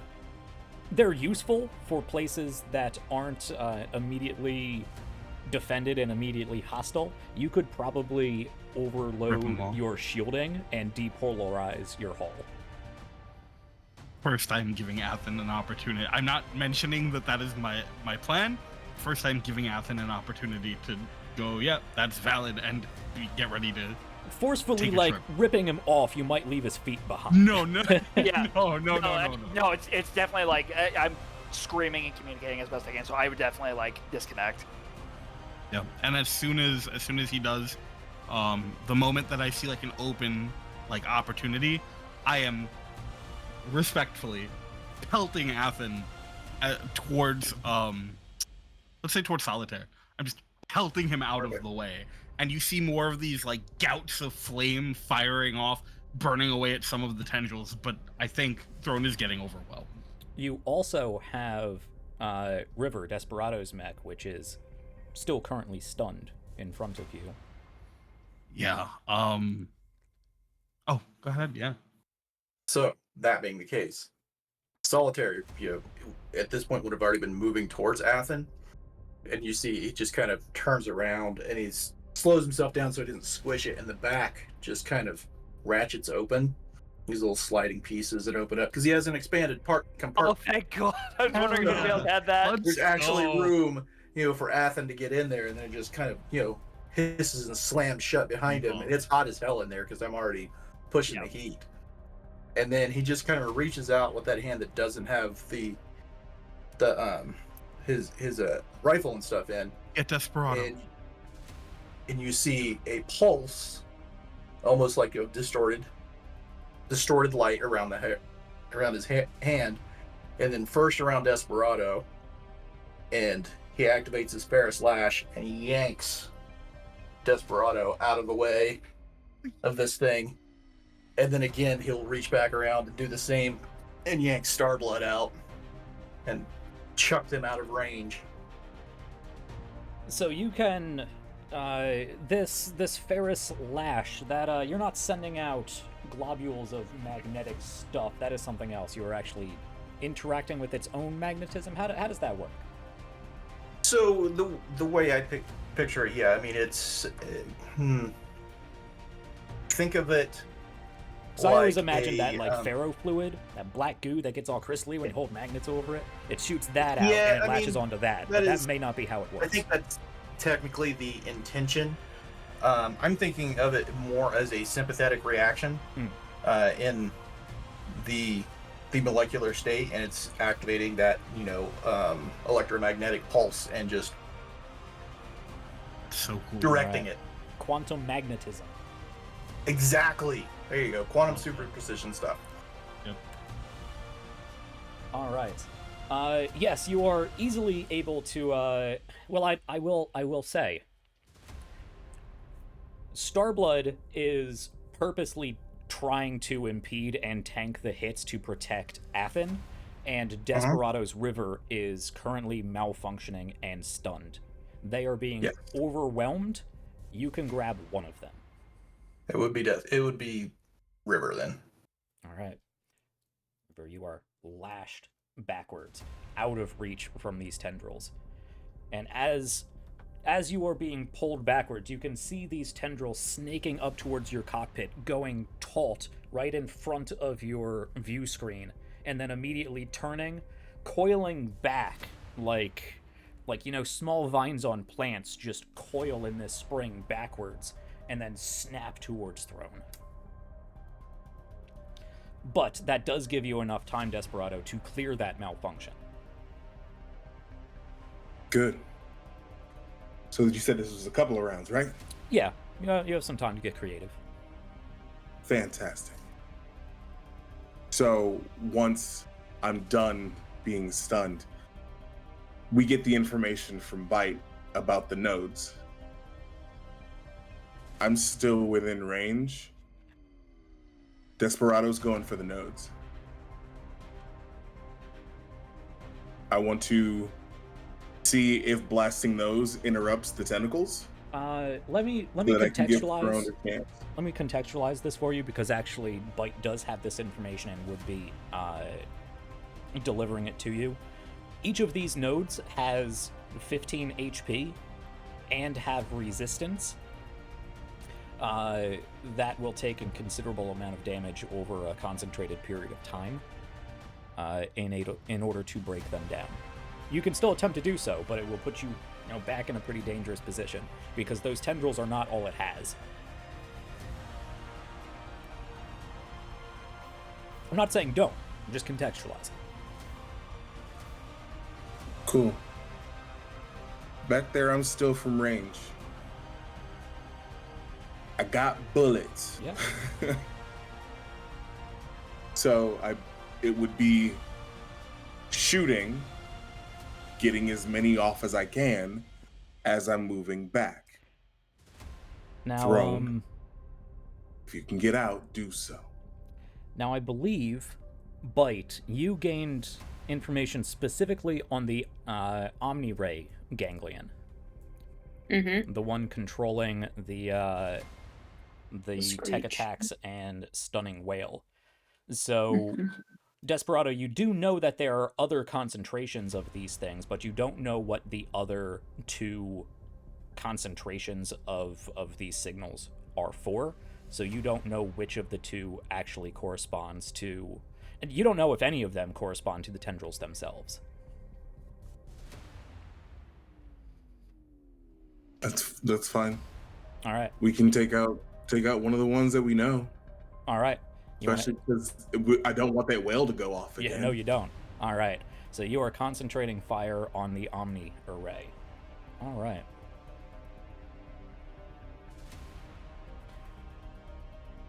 Everyone's... So it's... Sorry, it's pistols. The mech version of the laser that he made. The blaster. Yeah. The prototype. Yeah. Excellent. Yeah, it's all going at... I assume that pistol, you can sort of like throw them backwards, spin them backwards onto your wrist, and then fire other weapons as well without having to like drop them. Right. So it's the hand sort of twists, so it's a new barrel, and Nice. the reload function is in the arm. Love it. Love it. All right. Yes, full, what is that? Akimbo Gunjitsu or whatnot. Just guns akimbo. spinning, throwing all over the place. As a hail of bullets pelts down into the communications OmniNet array of the Starcrier, which is, while all this is happening, continuing to move in all of your directions, quickly overtaking Starblood. I will ask, since everyone's had time to sort of speak their immediate tactical appraisal of this, what is your plan for, because you've managed to get everybody but Starblood out of immediate danger right now. Do you have a plan? Or do you just... Actually, Just run, I think. Just run. Jack, I have a small idea. I don't know if it's possible based on the destruction of the station that we were on. But you had mentioned, and we had tried it in the past, a sort of like crybaby. I'm wondering if I can set off like something in one of these pieces that are much further away from us. So like on the opposite side of the station. Or like actually So trying to tap into part of the station debris? No, Yeah, unfortunately, self-destruct, it wipes all It not Really only killed it. detonates the microfusion generators, but it sends out an EMP to wipe any of like the electronics.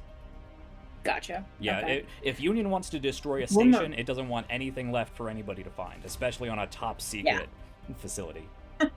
Yeah, sorry. Good Fair. idea, but not. Maybe if it was not a top secret Union facility, I would have let you have it, but not here, unfortunately. That was already Fair written enough. into my notes. That's a good note to have. Then yeah, I guess we just try to just run. Yep. Just fucking book it. Yeah, as best we can. Yeah. And I think as we're trying to do this, I'm going to continually throw out between Ferris Lash and between invade attacks, Mm-hmm. seeing if I can use balance control lockout. And I want to slam it. I want to see if I just can't make it just run itself into this big chunk of debris up above us. Hmm. Maybe disoriented enough to give Yeah. us a window to escape. Yep. And meanwhile, even if it's not oh, go ahead. hit it, just to keep pushing it back, because we can push it back 2 spaces for every successful balance lockout. So just keeping it back. Mhm. And while all this is going on, it's just this almost like constant tug of war. Tavik is burning off more of these tendrils, more of them are lashing out and starting to surround him. He manages to dodge a couple and throws out more of that flame, and there's like a large gap that he tries to sort of cut through, and then just more of them start lashing around them.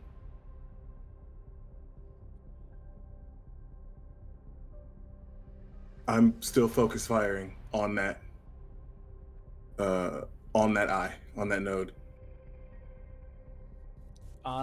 Yeah, I will say through this time you have taken out the OmniNet array. If you want to switch to focus fire on anything else as opposed to moving away with everybody else, that is, I mean, Starblood's kind of stuck right now.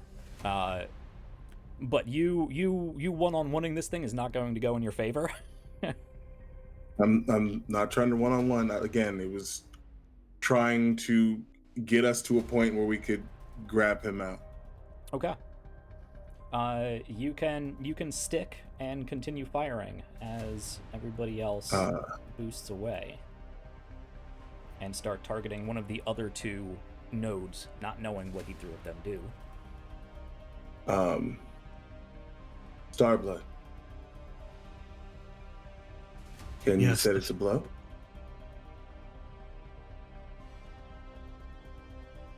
I suppose I could, yes. You said everyone.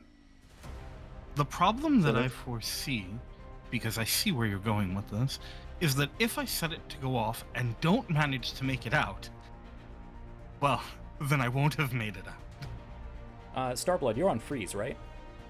I am on freeze. Okay, that's why I'm allowing you to talk this Yeah, this yep. calmly, because 100%. you have lost 2 more structure at this point through all Yep, of that this. makes sense. These tendrils are now tearing into your mech, and you are getting warnings that your hydraulics are failing, your system, your operating system has so many errors, you're not sure if you could set it to blow.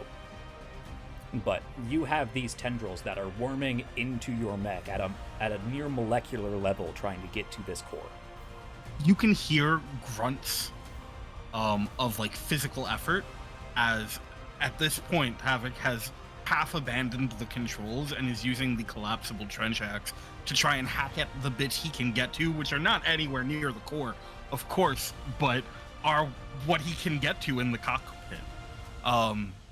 And then after like sort of another one of those like frustrated grunts, he goes, "If you can clear me a hole, I can try, but at this point, who knows?" Okay. And then more of those hacking noises.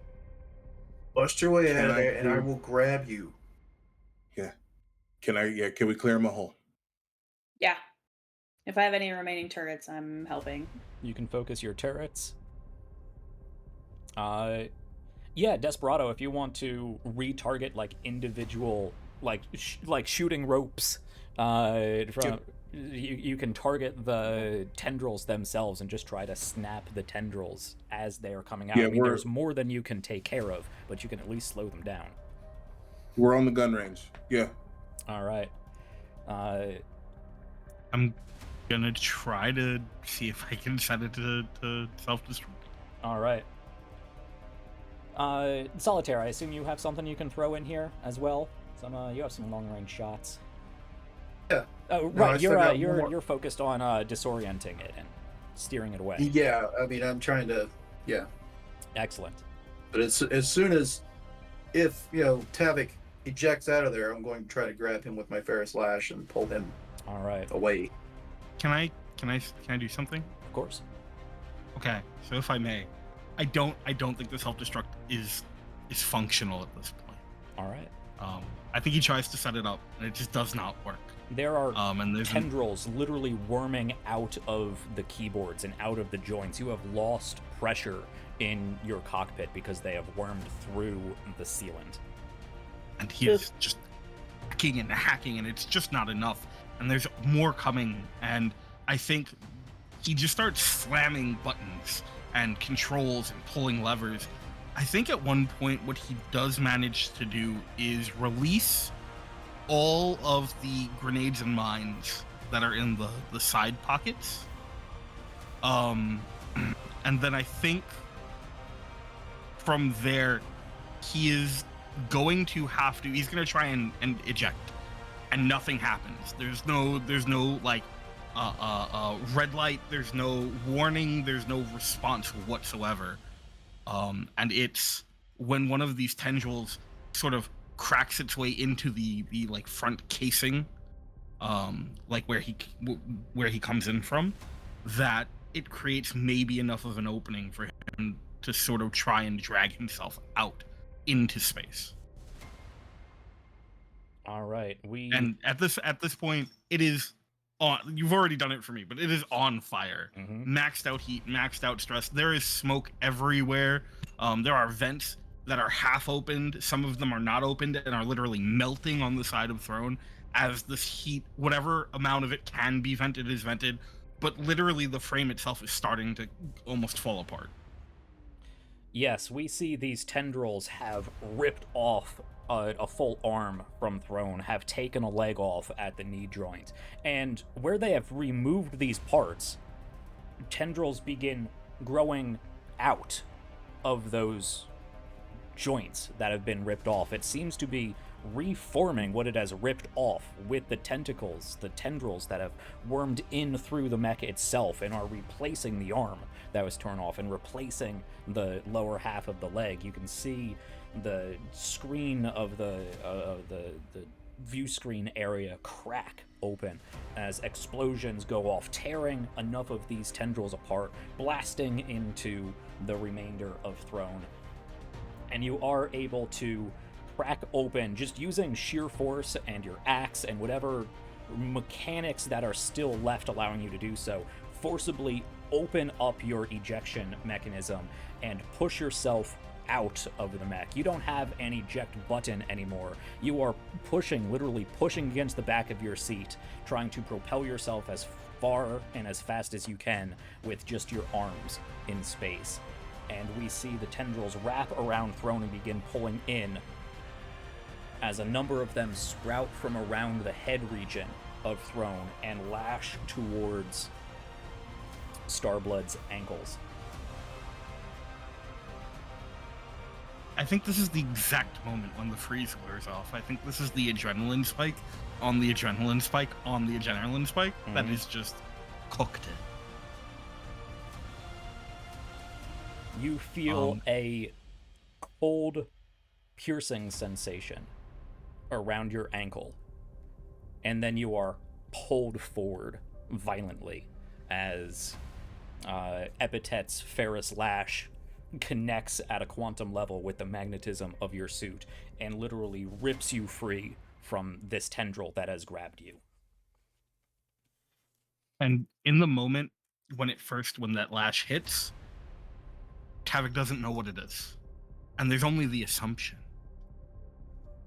And I think everyone hears, so there have been like those like efforted grunts and groans and the sounds of struggle the entire time as he's been trying to get out from the clearly being absorbed, being taken Throne.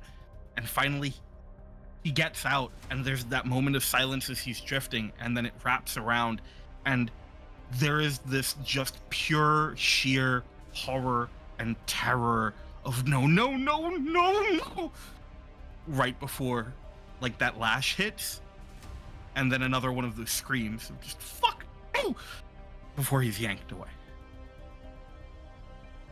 Yanked away, back forward, Solitaire, you can boost forward, and it's getting a little cramped with the three of you in there now.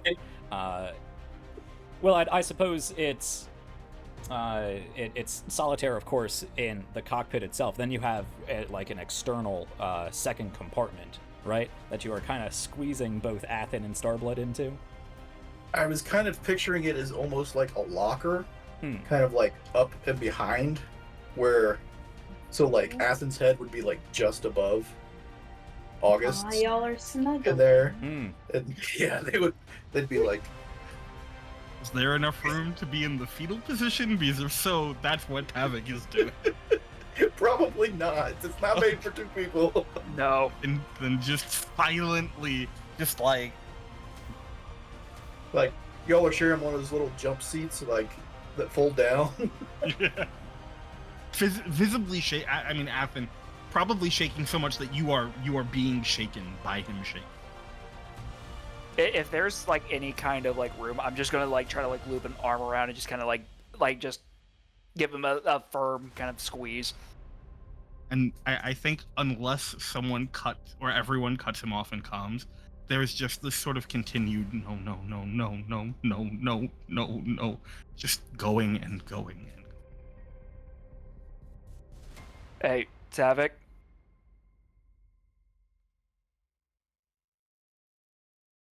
No. Morale is already low. If you want, I can knock you out.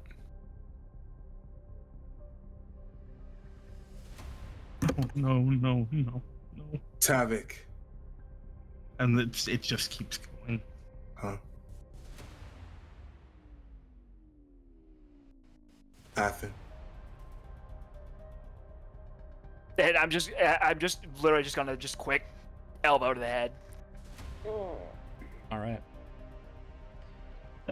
Normally, it probably wouldn't take such little effort, but Starblood's in a state right now, was already heavily injured before this, and has taken damage from actually the person of Tavik having to physically fight off the invasion of these tendrils in his cockpit. Yeah, just a quick elbow to the faceplate. Tavik, you feel your head smack to the back, and then it goes dark. And Solitaire, you hover there just long enough to see Throne be grabbed, pulled in, and just as Blade 2 subsumed into the form of this Starcrier, which is slowly lurching in your direction. As I presume all of you start burning towards the gate. Yeah. We absolutely are. Question though.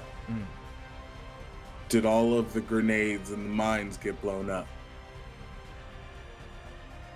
That was the intent, right? Yep.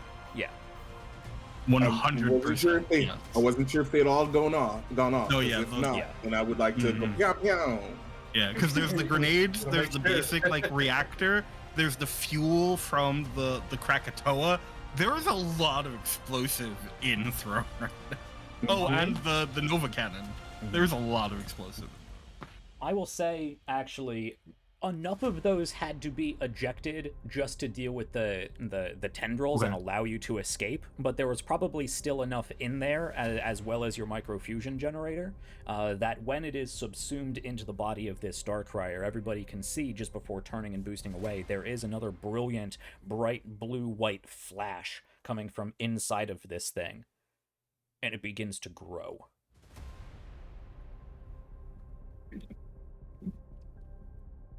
Well, I tried. But then it stops as you boost away. The tendrils that have been snaking forward, sort of violently twitching towards you, just sort of fall back again along the back of its body.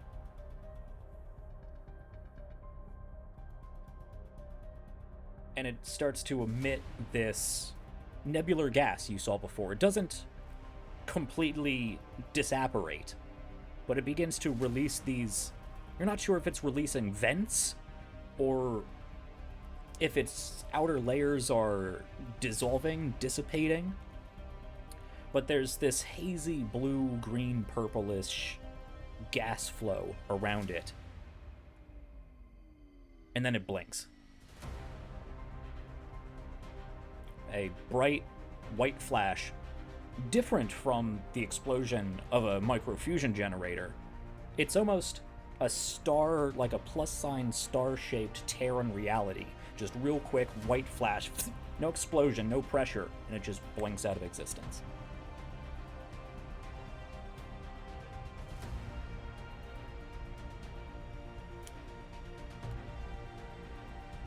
The camera is going to turn and follow our now 3 mechs as they burn back towards the blink gate.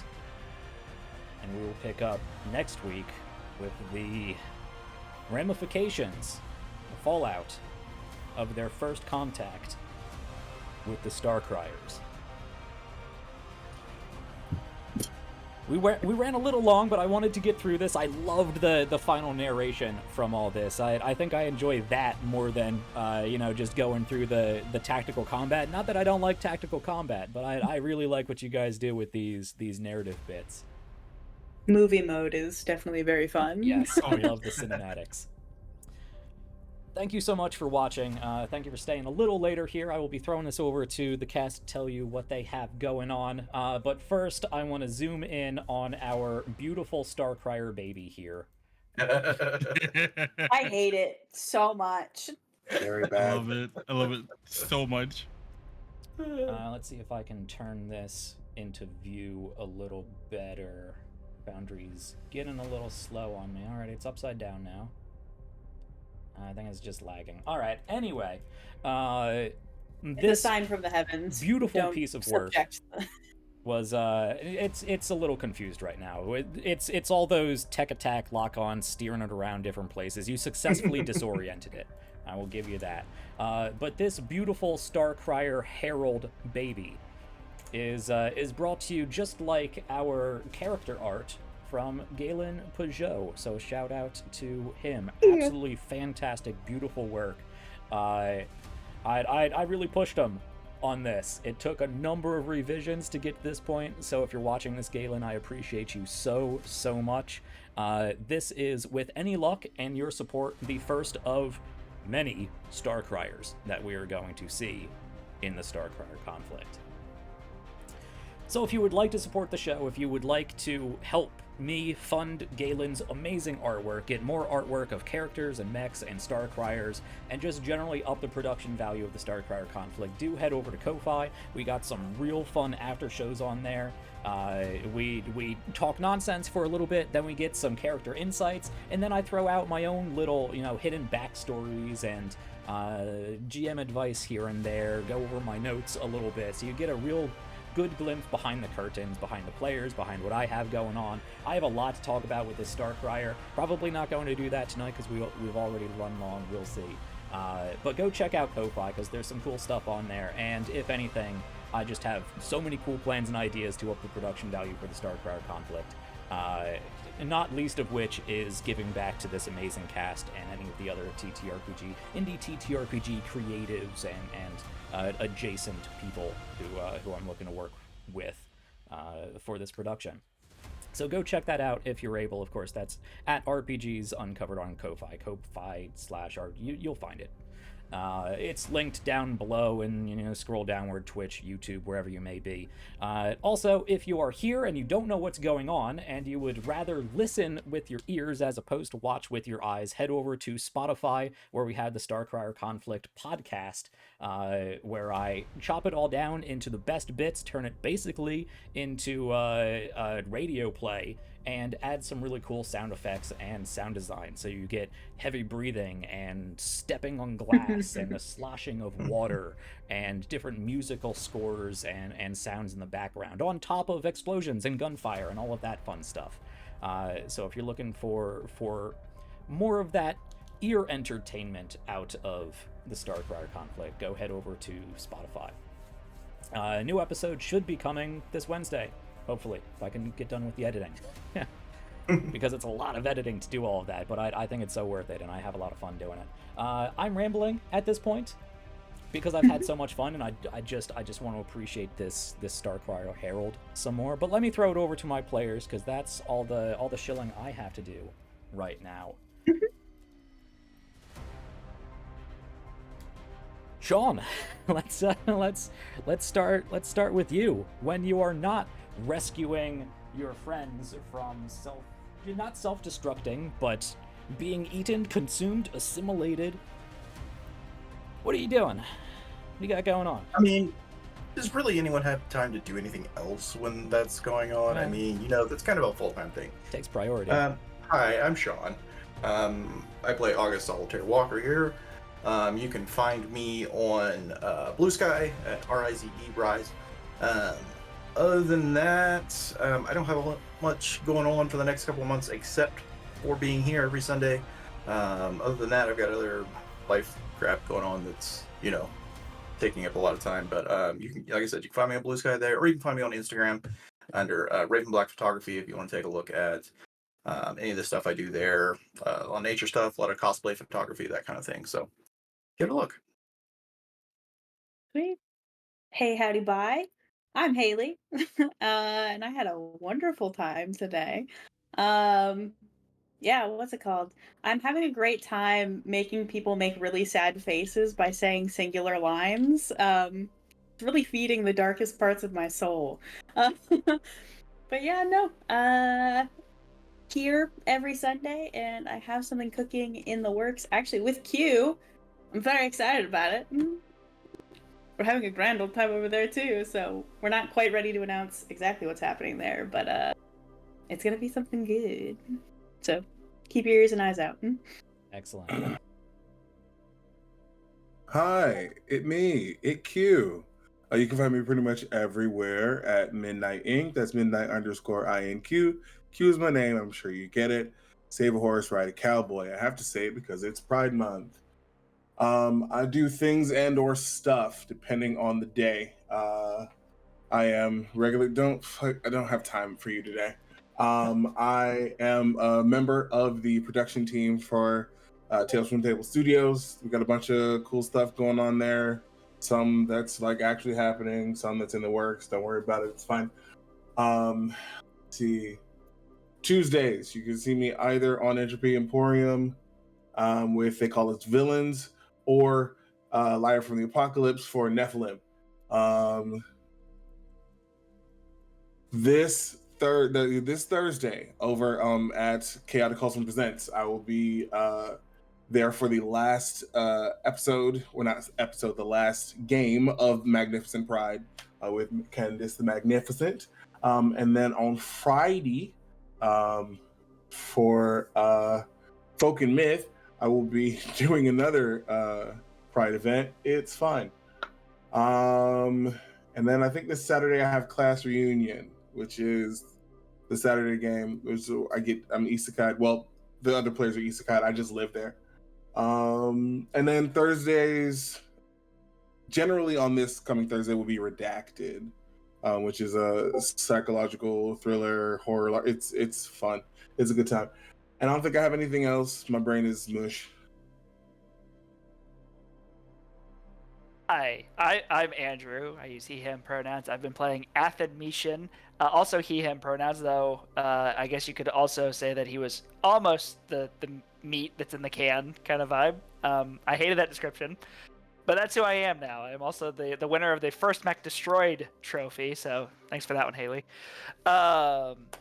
I run a YouTube channel that is called That Gamer Ajax. I am That Gamer Ajax on all the socials. I have a couple of videos that are going to be planned. Let's see what's coming up.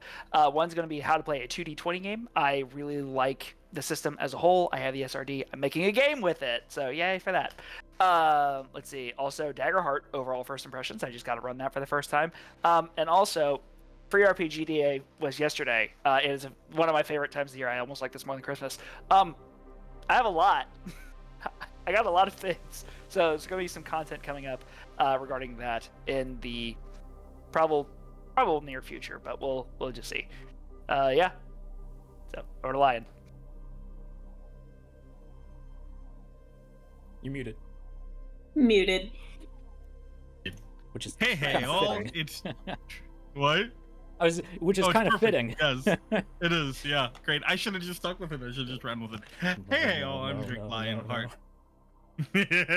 Most people call me Lion. I use they, he pronouns. Tonight, I have had the absolute trauma of playing John Tavick Creighton Vasier Harrison the Fourth, who is just a sad little trauma man now. It's very sad.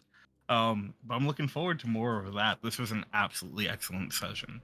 I am the creative director for Tales from the Table Studios. What started as a charity event, 2 years ago now, almost 2 years ago now, a long time ago, has become an actual play studio and an amazing community of storytellers, players, world builders, game designers, and more.